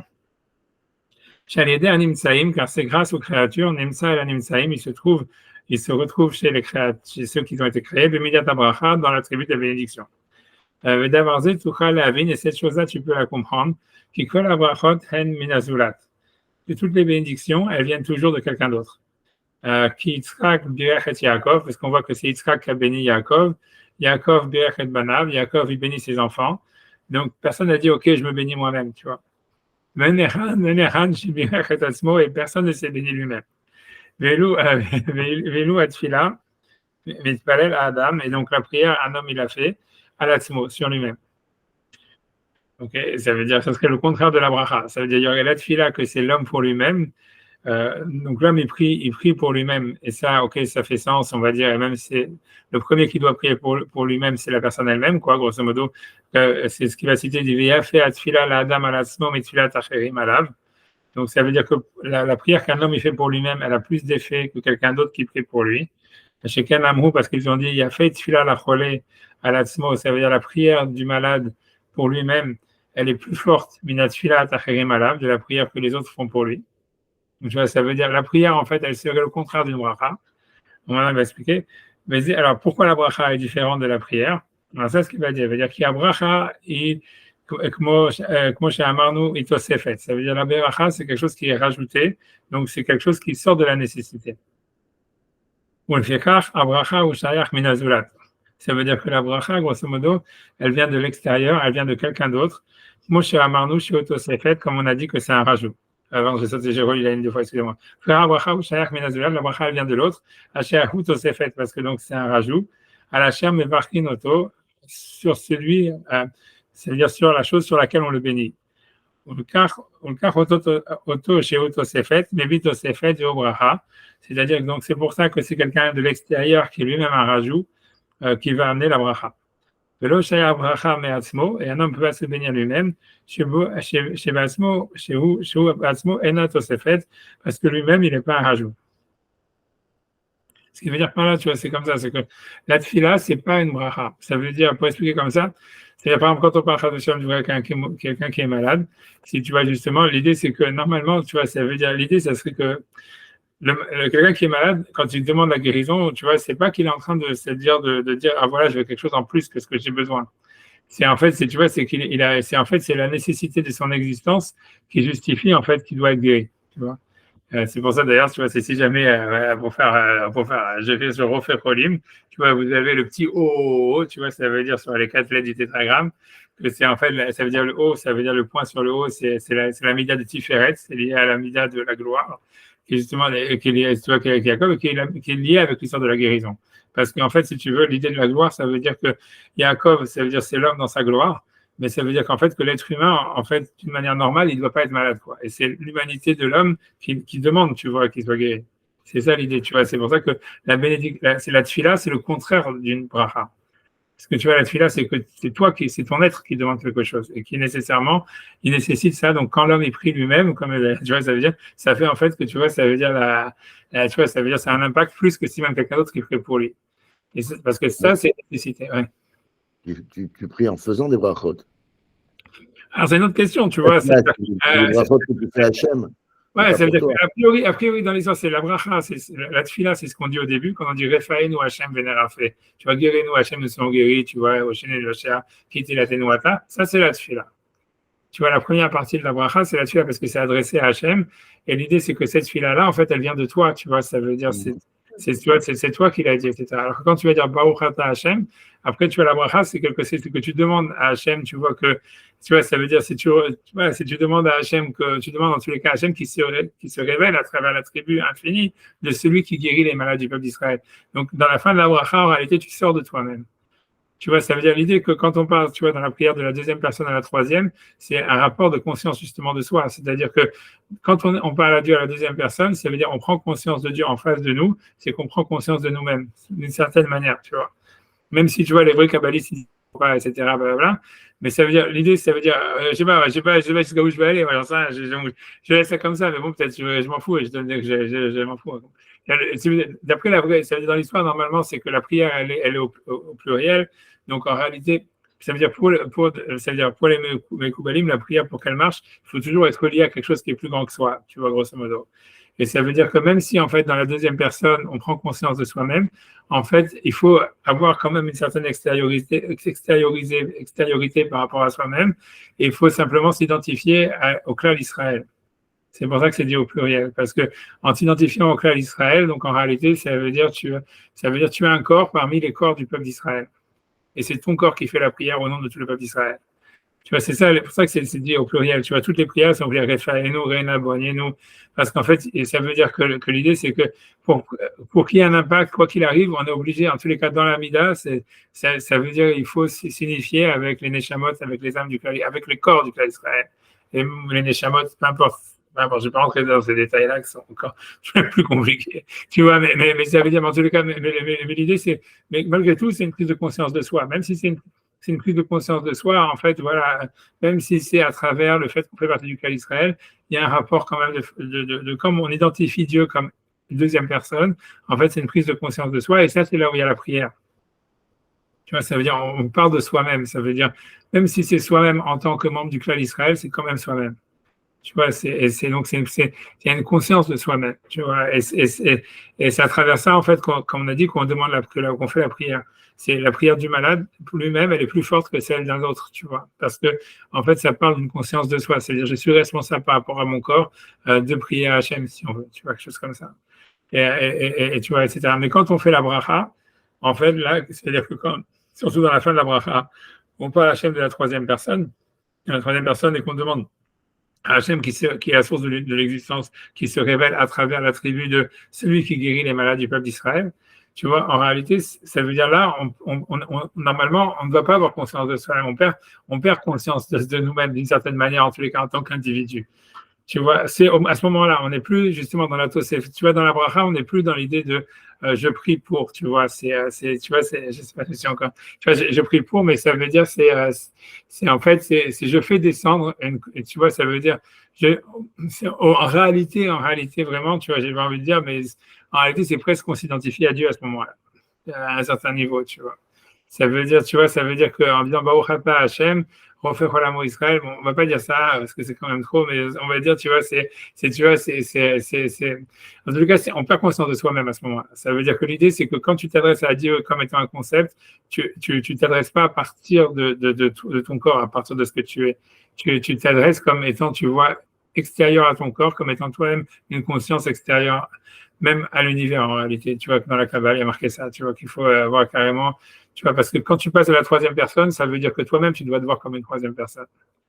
Grosso modo, tu vois, c'est un truc comme ça. Mais ça, c'est qu'à la fin, tu vois, ça veut dire, c'est ça ce qu'il te dit, tu vois, c'est il y a une différence entre la tfila, la prière, qui est le début de la bracha, qui est Refaen ou Hachem Vénérafé, etc. Et la Khatima, ça veut dire la bracha, qui est en fait, tu vois, une extériorisation de soi, où on s'ouvre en fait sur quelque chose d'autre, tu vois, où on perd conscience de soi-même. Et à travers ça, en fait, tu vois, c'est-à-dire, voilà, donc à travers ça, bref, et on bénit Hachem, tu vois, ça veut dire on bénit Hachem, ça veut dire on bénit la présence d'Hachem dans le monde, qu'elle se révèle à travers cet attribut de gloire qui est, tu vois, le Tiferet, qui est l'attribut qui est celui qui guérit les malades du peuple d'Israël. Mais voilà, mais ça veut dire à ce moment-là, en fait, on prie plus pour soi. Ça veut dire dans la Khatima de la bracha, une extériorisation de soi, et en fait, voilà, et on prie plus pour soi, on prie, tu vois, pour Hachem, on prie pour Dieu, pour la révélation de la présence d'Hachem à travers cet attribut. Tu vois, moi, c'est pour expliquer ça, tu vois. Je sais pas si c'est clair, tout le monde a enlevé la caméra, bon, on va voir un qui est resté, mais c'est pas grave. Moi, j'avance, tu vois, mais bon, j'avance, tu vois, en tout cas, mais c'est ce qu'il veut dire. Donc, il dit, la prière, c'est le contraire de la bracha, c'est ce qu'il veut dire. La prière, c'est quelque chose, en fait, qui vient de l'homme lui-même, qui doit venir de la prise de conscience de soi et d'Hachem en face de soi, de la manière qu'on prend conscience de soi. Et alors que la bracha, c'est une prière qui est orientée vers Dieu. On perd conscience de soi, on demande la révélation de la présence divine à travers cet attribut. Et ça, ce qu'il veut dire, c'est que ça peut venir que de l'extérieur. C'est-à-dire que la bracha, elle va toujours venir de quelqu'un d'autre. Et ça veut dire, donc, Hachem, il a besoin de nous pour qu'on le bénisse. Il peut pas se bénir lui-même. Voilà, etc. Tu vois, et ça veut dire, nous, voilà. D'où l'idée que Yaakov, il veut une bénédiction de Yitzhak, que les gens ils se battent pour les bénédictions de leurs parents, tous ces trucs-là, parce que la bénédiction, elle peut venir que de l'extérieur. Tu vois, ça veut dire, ça il va expliquer, parce que c'est un rajout, c'est quelque chose qu'on n'a pas, tu vois. Tu vois, c'est ça l'idée, tu vois, c'est ce qu'il veut dire. Ça paraît logique d'ailleurs. Ouais, non, c'est logique, c'est ce que lui veut expliquer. Ouais, Pourquoi me bénir? Je me bénirais sans arrêt alors dans la journée. Je ne sais pas si on avait le pouvoir. bon, c'est ce qu'il dit, hein, tu vois, je veux dire, qu'est-ce que je te dis, tu vois, je me rappelle, tu vois, ça veut dire tu vois, que moi, tu vois, ça veut dire, lui, c'est parce que tu vois, chez les Ashkenazim, tu vois, dans les Shemot Ashkenaz, après que tous les Shabbats, ou tout le Rosh Chodesh, tout ça, ça veut dire, tu vois, les gens, ils font la queue pour dire Shabbat Shalom au Rav, tu vois, même dans les Shemot Ashkenaz, normalement, ils font ça, tu vois. Et ça veut dire, tu vois, parce que normalement, c'est parce que c'est pour recevoir une bracha, tu vois, c'est tout, c'est pour recevoir une bracha du Rav. Bon, etc. Et tu vois, mais que Rav Nathan, lui, tu vois, ça veut dire, lui, il faisait toujours la mida super longue. Et aussi, tu vois, donc, parce que lui, lui, il disait que c'était pas pour donner la bracha, c'est pour recevoir une bracha des gens. Tu vois, puisque c'est pour recevoir la bracha, tu vois ce que je viens de te dire, tu vois, Shabbat Shalom, etc. Donc, et lui, il disait qu'en fait, que normalement, ça aurait été mieux pour lui, tu vois, lui, il aurait préféré, tu vois, ne pas faire la fila longue comme ça, il faut recevoir la bracha des gens. Mais voilà, mais ça veut dire, mais lui, il dit, OK, donc tu vois, il était triste de ne pas recevoir la bracha. Mais comme tu dis, ça veut dire on va voir, le Maharal, il va dire que plus quelqu'un, il est nul en lui-même, plus sa bracha, elle est forte. Parce qu'en fait, tu vois, ça veut dire, tu vois, il va expliquer, c'est ce qu'il veut dire, parce qu'il veut dire parce que la Gemara veut prendre la bracha de l'idiot, du bracha de celui qui est complètement commun, etc. Et donc, l'idée, c'est que c'est le mec qui est commun, en réalité, qui n'a rien de spécial, qui peut bénir l'autre, tu vois. Parce que il va expliquer pourquoi. Parce qu'il va dire, en fait, c'est le type, justement, qui sert à rien, tu vois. La bracha, c'est le truc c'est le truc que normalement, on n'en a pas besoin. C'est-à-dire, toi, tu veux quelque chose, tu vois, c'est-à-dire, Hachem, le monde, il va dans une nécessité où, en fait, tu vois, donc, il n'y aurait pas besoin d'avoir la bracha. Parce que ce qui doit arriver, ce que tu as besoin, tu en as toujours besoin. Hachem, il va l'envoyer. Ça va arriver d'une certaine manière, tu vois, ce qu'on a besoin. Donc, Hachem, il envoie toujours le meilleur pour le meilleur à un moment T par rapport à ce qu'on a besoin. Quand tu veux une bracha, ça veut dire que tu veux quelque chose que normalement, tu n'aurais pas besoin. Donc, c'est quelque chose, tu vois, qui est normalement, qui est pas nécessaire. Donc, je lui dis, plus un type, tu vois, il n'est pas nécessaire, tu vois, c'est qui ne font rien dans sa vie et tout ça, plus en fait, lui, en fait, il peut te donner sa bracha, elle va être effective, quoi, grosso modo. C'est ce qu'il dit, tu vois, donc c'est pour ça que Hachem, il demandait à Rabbi Shmuel, parce qu'il dit, Rabbi Shmuel Kohen Gadol par rapport à Hachem, c'est un type, tu vois, qui ne sert à rien, grosso modo. Donc, tu vois, donc c'est pour ça qu'il fallait que c'était lui qui le bénisse, tu vois, c'est ça ce qu'il dit, tu vois. Parce que c'est le type qui ne sert à rien, il va justement, tu vois, on ne sait pas pourquoi Hachem il a créé, grosso modo, c'est lui qui va t'amener le truc que Hachem il va te donner, bien que normalement il n'était pas obligé de te le donner, tu vois, un truc comme ça. C'est ça ce qu'il va dire. Et c'est pour ça que la bracha, elle vient en fait de l'autre, tu vois, parce que l'autre, il est en fait toujours comme ça. Pour toi, en fait, au fond, l'autre, il sert à rien, tu vois, d'une certaine manière. Donc, mais c'est sûr que plus l'autre, il est vraiment nul, plus en fait, tu comprends qu'il sert à rien, et donc plus il peut devenir. C'est l'idée. Non, mais c'est ce qu'il va expliquer ici dans le paragraphe. Je fais commencer. Je lis ce qu'il dit, tu vois, c'est ce qu'il dit. Donc, c'est ce qu'il dit. Donc, il faut pas demander alors à un grand de nous. C'est presque négatif. Demander à un grand, c'est presque négatif. C'est ce qu'il dit. Il dit, dans la suite, il va dire ça, parce que tu vois, la Gemara, à chaque fois, elle dit, Birkat Idiot, la bénédiction d'un idiot, ou la malédiction d'un idiot. Et à chaque fois, la Gemara, donc, lui, il dit, c'est quoi? On a l'impression que c'est vraiment que le idiot, ça veut dire idiot, ça veut dire l'idiot, le mec qui sert à rien et tout ça. En fait, c'est lui qui a le commun. Le commun, voilà, que lui, en fait, tu vois, il a le meilleur bracha parce qu'en fait, justement, il est surnuméraire, comme il sert à rien. Donc, tu vois, donc lui, en fait, toi, tout ce que tu veux dans la bracha, c'est quelque chose qui n'est pas nécessaire. Tu veux quelque chose qui en fait, qui est au-dessus du nécessaire. Donc, c'est celui qui n'est pas nécessaire à la société qui, en fait, qui peut devenir, quoi. Donc, voilà. Mais idiot, ça veut dire qu'il sert à rien. Idiot, ça veut dire qu'il sert à rien. Bien, c'est quelqu'un d'autre que soi. Ouais, mais lui, il veut dire que c'est commun, c'est quelque chose, ouais, peut-être quelque chose comme ça. Lui, en tout cas, je vais dire ce qu'il dit. Lui, c'est ce qu'il dit. Et c'est la Gemara, elle dit ça. C'est sûr que la Gemara dit ça. Alors, tu veux dire, comment ça se fait que, voilà, comme tu dis, il cherche la bracha de Jacob, la bracha d'Abraham. La bracha, tu vois, c'était pas des idiotes, tu vois, ça veut dire. Non. Par rapport à eux, c'est comme tu dis, c'est par rapport à l'autre, il sert à rien, tu vois. Tu vois, c'est sûr que l'idée, ça voudrait dire, c'est que tu t'ouvres à quelque chose que tu n'aurais pas été toi-même, tu vois, c'est ce que ça veut dire. Et plus tu as cette force-là, plus tu peux recevoir la bracha, c'est tout. Tu vois, moi, c'est ce que j'ai vu, tu vois, ça veut dire, tu vois, moi, j'ai vu avec mes rabbanim et tout ça, ça veut dire, tu vois, c'est un peu comme le buisson ardent, tu vois, ça veut dire que, tu vois, il y a que Moshe qui s'est détourné pour aller voir le buisson ardent, ça veut dire, l'idée, c'est que, tu vois, ça veut dire que la bracha que tu reçois de tes rabbanim et tout ça, c'est parce que, est-ce que toi, tu as la force de t'ouvrir à quelque chose qui n'est pas toi, tu vois? Et tu vois, c'est ça la bracha, tu vois, c'est pour ça qu'on dit la bracha, elle vient de l'autre, c'est parce que, à quel point tu es capable de t'ouvrir à quelque chose, tu vois, qui était étranger, et plus tu as ça, plus tu as la bracha. Tu vois, mais c'est ça, tu vois, c'est ça le bon bref, dans tous les cas. Ah, dans tout cas, mais bref, en tout cas, mais voilà, mais c'est ce qu'il veut dire. Donc, je vais prendre dans les mots, j'essaie de faire le paragraphe et tout ça, et j'avance. Ok. Donc, ok. Donc, je lui dis, donc, ok, maintenant où j'en étais. Ok, qui est bracha, mitzvah, je pense que la bracha, je pense que vous êtes chez Abraham, Alti, Birkat Ediot, on est déjà arrivé là ou pas? Non, avant ça. Donc, il a fait tuer à la cholé. Il a fait tuer à la cholé à la smo minat tuer à la chagim. Donc, la prière s'oppose à la bracha, puisque la prière, en fait, elle vient de l'homme lui-même. Et en fait, c'est une nécessité de la personne. Et donc, la prière, c'est pour ce qui est nécessaire. La bracha, c'est pour ce qui est pas nécessaire. Tu vois, ça, la différence, quoi, grosso modo. Et donc, la tfila, il faut qu'elle vienne de l'homme lui-même, alors que la bracha, elle vient de l'extérieur, de quelqu'un d'autre. Oui, tout à fait. Donc la bracha, c'est un rajout, quelque chose qui est extérieur, qui n'est pas nécessaire. C'est pour ça que la bracha, elle vient toujours de quelqu'un d'autre, puisque l'autre, en fait, il n'est toujours pas nécessaire par rapport à toi, quoi. Voilà, donc lui peut le bénir. Donc c'est lui le rajout. À la Shem Evachinoto, c'est un rajout, ça veut dire c'est un surnuméraire par rapport à celui qui reçoit la bracha, parce qu'on pourrait vivre sans lui. La Ken Oto Sheut Osefet, donc c'est celui qui est le plus un rajout, quoi, qui est le plus surnuméraire, le plus voilà, qui sert à rien, quoi. Mais vite Osefet, c'est lui qui va amener le plus de rajouts, mais bracha, c'est la bracha. Velo Shaya bracha me'asmo. Donc un homme par contre ne pourrait pas se bénir lui-même, Sheu be'asmo enot Osefet, parce que lui-même en réalité il n'est pas un rajout. Ça veut dire, voilà. Il n'est pas un jour. Mais c'est ce qu'on a dit. Donc, c'est ça ce qu'ils ont dit dans cette même Gemara, qu'on nous apprend de Rabbi Shmuel Kohen Gadol qui a béni Hachem, ou Hachem qui a dit Amen, on va dire. Donc, c'est que pour te dire que la bracha d'un idiot, la bracha d'un type qui est commun, il ne faut pas qu'elle soit légère à tes yeux. Parce que qui a bracha imitzad azulat, puisque la bracha vient toujours de celui qui est l'autre, l'extérieur. Et c'est de ce côté-là, ça veut dire que c'est la chose justement qui n'est pas nécessaire, qui est extérieure, qui est surnuméraire, qui est en trop. C'est de là où, c'est ça la bracha en elle-même. C'est pour ça même le commun, Lévi Abraha, il amène la bénédiction. Après ça, il va encore, il dit Aval Atfila ou Bakashat Sorcho, mais par contre, la prière, c'est demander ce dont on a besoin, donc pas ce qui est en trop. Dans la chose qui nous manque.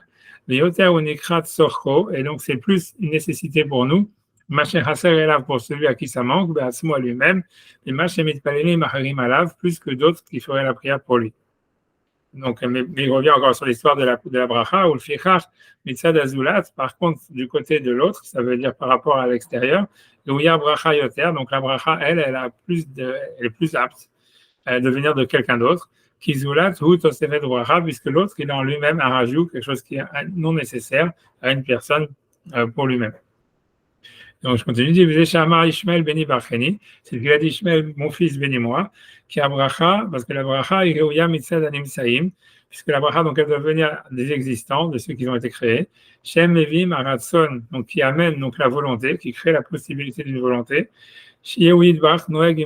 Donc Hachem puisse se conduire avec ses enfants, avec ses créatures, le Midat Arachamim, si on l'attribue de la magnanimité, parce que les existants, comme ils sont par rapport à Hachem non nécessaires, donc ils sont en eux-mêmes une bracha, puisqu'ils sont surnuméraires. Donc est-ce que Hachem, donc il leur envoie comme énergie ou voilà encore, tu vois qu'il les crée. Et donc, c'est pour ça que c'est grâce aux existants qui sont déjà une bracha à part entière, puisqu'ils sont non nécessaires. Donc, ça peut créer chez Hachem la volonté, donc l'idée d'une volonté, d'une liberté chez Dieu. C'est-à-dire, c'est la chose qui est non nécessaire qui peut créer une volonté et une liberté. Et cette volonté qui vient de ce qui est surnuméraire, elle peut entraîner donc Hachem il puisse se conduire avec ses enfants selon l'attribut de magnanimité. Benimsa et l'animsaim b'midat habracha, il se trouve chez ces créatures dans l'attribut de bénédiction. Ok, velo shehu yitbarach ba'atzmo tzarech lekabel habracha min animsaim. C'est pas que lui en fait il veut lui-même recevoir la bénédiction de ce qui existe. Ki baruch hu mevorach shemo leolam, parce que son nom est béni pour l'éternité. Akma shehu nimsa et l'animsaim b'midat habracha. Et simplement, encore une fois, qui se trouve parmi les créatures dans l'attribut de la bénédiction, c'est parce que les existants par rapport à Hachem, ils sont des hédiot, ils sont des surnuméraires, donc ils sont eux-mêmes une bracha pour Hachem, puisqu'ils sont, ils sont non nécessaires. Et donc, Mevim Aratson, donc ils amènent la liberté, on peut dire, ou la volonté chez Hachem, Yidbarach, qu'il soit béni, Shefa Abracha Alanimsaim, de rajouter en fait de la bénédiction sur ceux qui existent. Ça veut dire, voilà, ça veut dire, la volonté d'Hachem a été de créer le monde, il aurait pu ne pas le créer. Une fois qu'il est créé, en réalité, le monde, si tu veux, il doit, en existant, il doit créer chez Hachem une volonté encore supérieure de le continuer à le créer, de lui donner encore plus, etc., d'augmenter le monde, tu vois, d'augmenter son existence. J'avance encore. Donc on dit, tu vois, donc on dit, comme vous voulez, j'avance encore un petit peu, comme vous voulez. Hein. Tu peux avancer un petit peu. On va faire un petit peu sur le Keter et tout ça, sur là où, je sais pas, je vais lire un tout petit peu et après le paragraphe, rien que pour que la semaine prochaine je puisse méditer sur ça pour savoir quoi dire. Puisque là, ça rend les trucs, tu vois, compliqués. Tu vois, c'est vraiment ce qu'on a parlé un petit peu au début sur les schémas d'Hachem, sur les noms d'Hachem. Donc il dit, puisque donc dans la Haggadah, il y a marqué donc Vamar Shira Akatzrikel, donc Akatzrikel, donc ça veut dire Akatzrikel, traduction littérale du mot Akatzrikel, ça veut dire Dieu m'a couronné. Dieu m'a couronné, tu vois, vraiment. Enfin, c'est chaque fois que je vois ça, ça fait penser à un truc, parce qu'il y a un restaurant dans le 19e qui s'appelle le bœuf couronné. Tu vois là où je suis allé.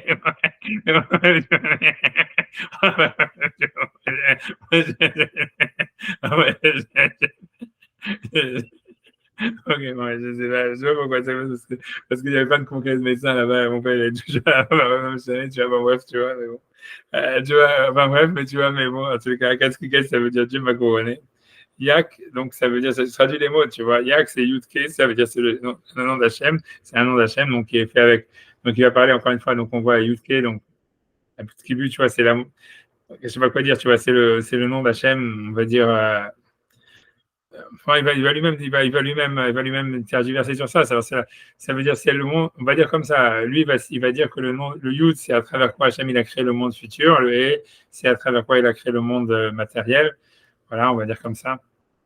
Encore une fois, les lettres masculines dans le nom d'Hachem, qui sont le Yud et le Vav, ils symbolisent toujours en fait ce qui est suprême, ce qui est, tu vois, c'est-à-dire ce qui est spirituel, ce qui est en devenir, ce qui a une énergie potentielle. Et les lettres féminines, qui sont le He, ça symbolise toujours comment le réceptacle, je crois, la chose qu'il va recevoir. Et donc, voilà, il y a ce nom-là à moitié, donc c'est le nom à moitié. Tu vois, c'est-à-dire que c'est pas le nom Yudke Vavke, c'est le nom Yudke uniquement, qui est appelé, ça veut dire c'est Hachem tel qu'il se révèle dans la matière, tu vois, grosso modo, dans le monde tel qu'il est. Et ensuite, Hachem Sevakot, le Dieu des armées. Donc ça, c'est tous ces noms-là qui sont en fait... qui sont mentionnés dans la Haggadah de Rabbi Ishmael, que ce qu'il a vu, c'est le nom Akatrikel, donc Yudke, Hachem, Sevakot. D'accord. Donc maintenant, il va expliquer en fait chacun de ces noms. Je vais pas aller jusqu'au bout, je vais m'arrêter bientôt, mais c'est simplement pour moi-même parce que, voilà. Parce que je me dis, voilà, si j'ai toute la semaine pour réfléchir à ça, peut-être j'aurai quelque chose à dire, mais c'est super compliqué, donc je dis autant lire une fois, parce qu'après, j'aurai pas le temps de le lire. Après, moi, je n'ai pas le temps ni la volonté. Je suis tellement en train de faire des maquettes de couverture. Du coup, j'allais, mon pirouche, donc c'est-à-dire chez Guia Atakit Amadrega. Donc, lui veut dire, donc, Rabbi Ishmael, il est arrivé au but ultime, à l'extrémité du niveau. Chez Charles, la dame l'a assis qu'un homme pourrait, en fait, arriver à retrouver. Qui Hachem, donc, lui veut dire, donc, Amoré, Shoridvar, Hatrala, Vekadmon, qui a Aleph, pardon. Lui veut dire que dans le Akatrikel, lui, il va décomposer le mot Akatrikel en plusieurs parties. Il va dire, il y a le Aleph, il y a le Keter, ouais, tu vois, même Kitri, ma couronne, et ensuite Kel, le nom d'Hachem, Aleph Lamed. Donc lui, il veut dire que le Aleph, en fait, ça montre l'unité, que Hachem, c'est le début du monde. Moresh Uidbar Hatrala Vekadmon, qui est le premier, le début et le premier. Hachem ou Echad ou Hatrala Vekashit, puisque le Aleph, c'est le début et l'origine. Donc, bref, tu vois, ça veut dire, ok, voilà.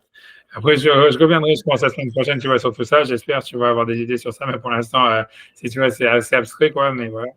Je ne sais pas quoi dire d'autre, tu vois. Veshem, Keta, ce que je veux dire simplement, tu vois, aussi, c'est tout ça, ça vient dans Maïmonide, etc.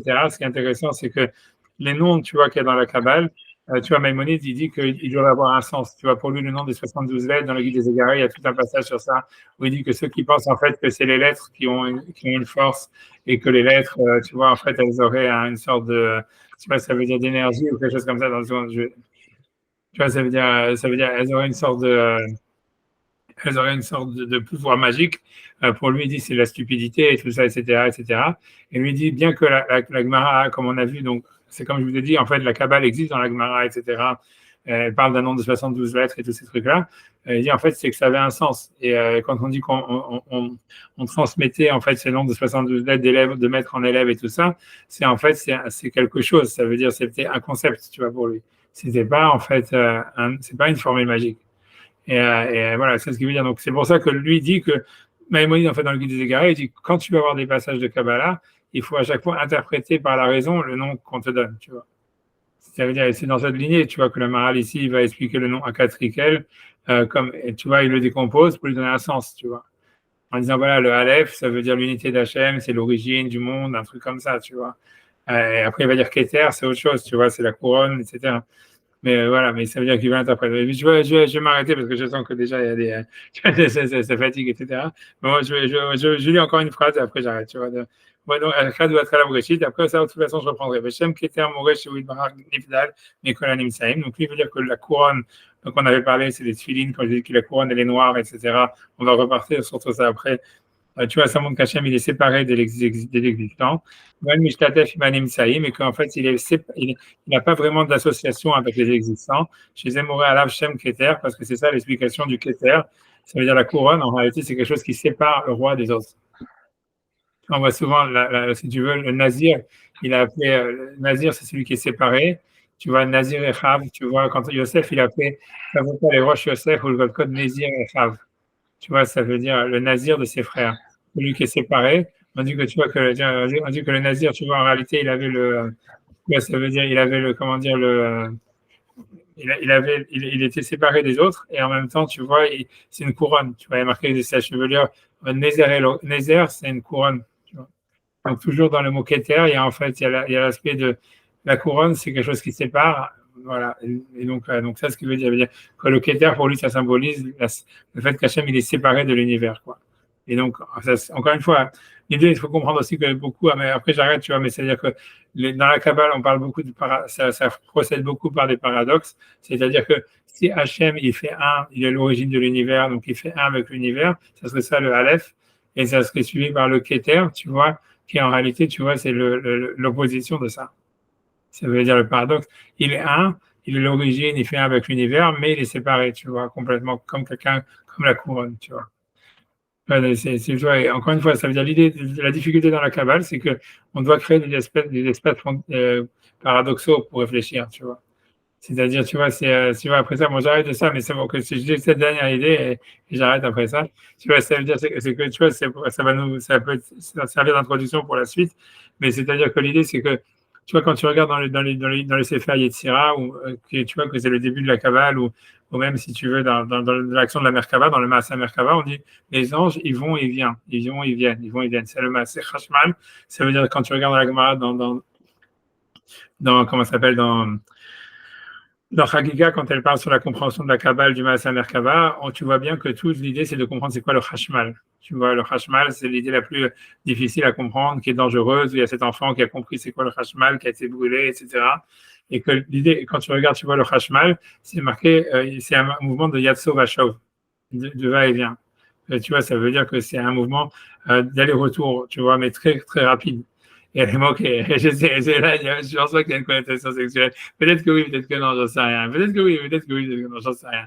Mais ici, tu vois, je sais pas. Mais en tous les cas, à mon avis, l'histoire du Khashmal, tu vois, ça veut dire l'idée, à mon avis, ce que ça veut dire, c'est qu'il faut réfléchir. C'est toujours que, quand tu regardes dans le Sefer Yetzira, tu vois beaucoup cette histoire, c'est l'idée, c'est que tu dois réfléchir d'une manière paradoxale. Ça veut dire, l'espace, tu vois, dans l'espace mystique, l'espace de la Kabbale, et même dans le Guide des Égarés, il y a ça en réalité. Tu vois, tu dois créer un espace où, voilà, par exemple ici, tu te dis, voilà, Dieu, il est un, il est dans le monde, il est le Aleph, il est l'origine, il est un avec l'univers. Et en même temps, il est le Keter, il est la chose qui est séparée de l'univers complètement. Maintenant, tu vois, ça, c'est complètement contradictoire. tu vois, évidemment, normalement, mais en réalité, tu vois, l'idée, c'est que si tu réfléchis à cette idée de dire Dieu, il fait un avec l'univers, etc., il est l'origine du monde, il est le Aleph, mais en même temps, il est le Keter, il est complètement séparé, etc., en fait, et que tu acceptes ça comme quelque chose qui est non contradictoire, tu vois, et tu peux dire que tu auras fait un pas vers la folie, tu vois, mais en réalité, le truc, c'est que tu as créé un espace, c'est sûrement vrai, mais en fait, tu as créé un espace, tu vois, mental, où en fait, tu peux commencer où tu t'es rapproché d'Hachem. Parce qu'en réalité, tu vois, la réalité, c'est que toi, tu vois ça comme contradictoire, parce que le langage, etc., ou la raison humaine, elle va structurer ça comme une contradiction. Mais si, en fait, tu vois, l'espace dans lequel tu dois évoluer pour te rapprocher d'Hachem, c'est un espace où les deux vérités sont vraies sans se contredire. Tu vois. Comme le mouvement du Hashmal, d'aller-retour, tu vois, où les deux choses sont opposées, etc., etc. Et en fait, tu peux les comprendre que si tu fais un aller-retour entre les deux idées, tu vois. Voilà, c'est tout ce que je voulais dire. Pour l'instant, je vais arrêter là parce que voilà, j'ai dit ça suffit pour aujourd'hui. Et, et voilà, et je vais faire Shabbat Shalom et que des bonnes nouvelles. Je vous dirai quand j'arrive en France vers ta chaîne. Merci beaucoup, hein, c'est un cours fabuleux. Ok, Merci. Ok, merci à tous les gars. Merci à vous. Allez, Shabbat Shalom et que des bonnes nouvelles. Shabbat Shalom. Shabbat Shalom. Merci. Shabbat Shalom. Merci.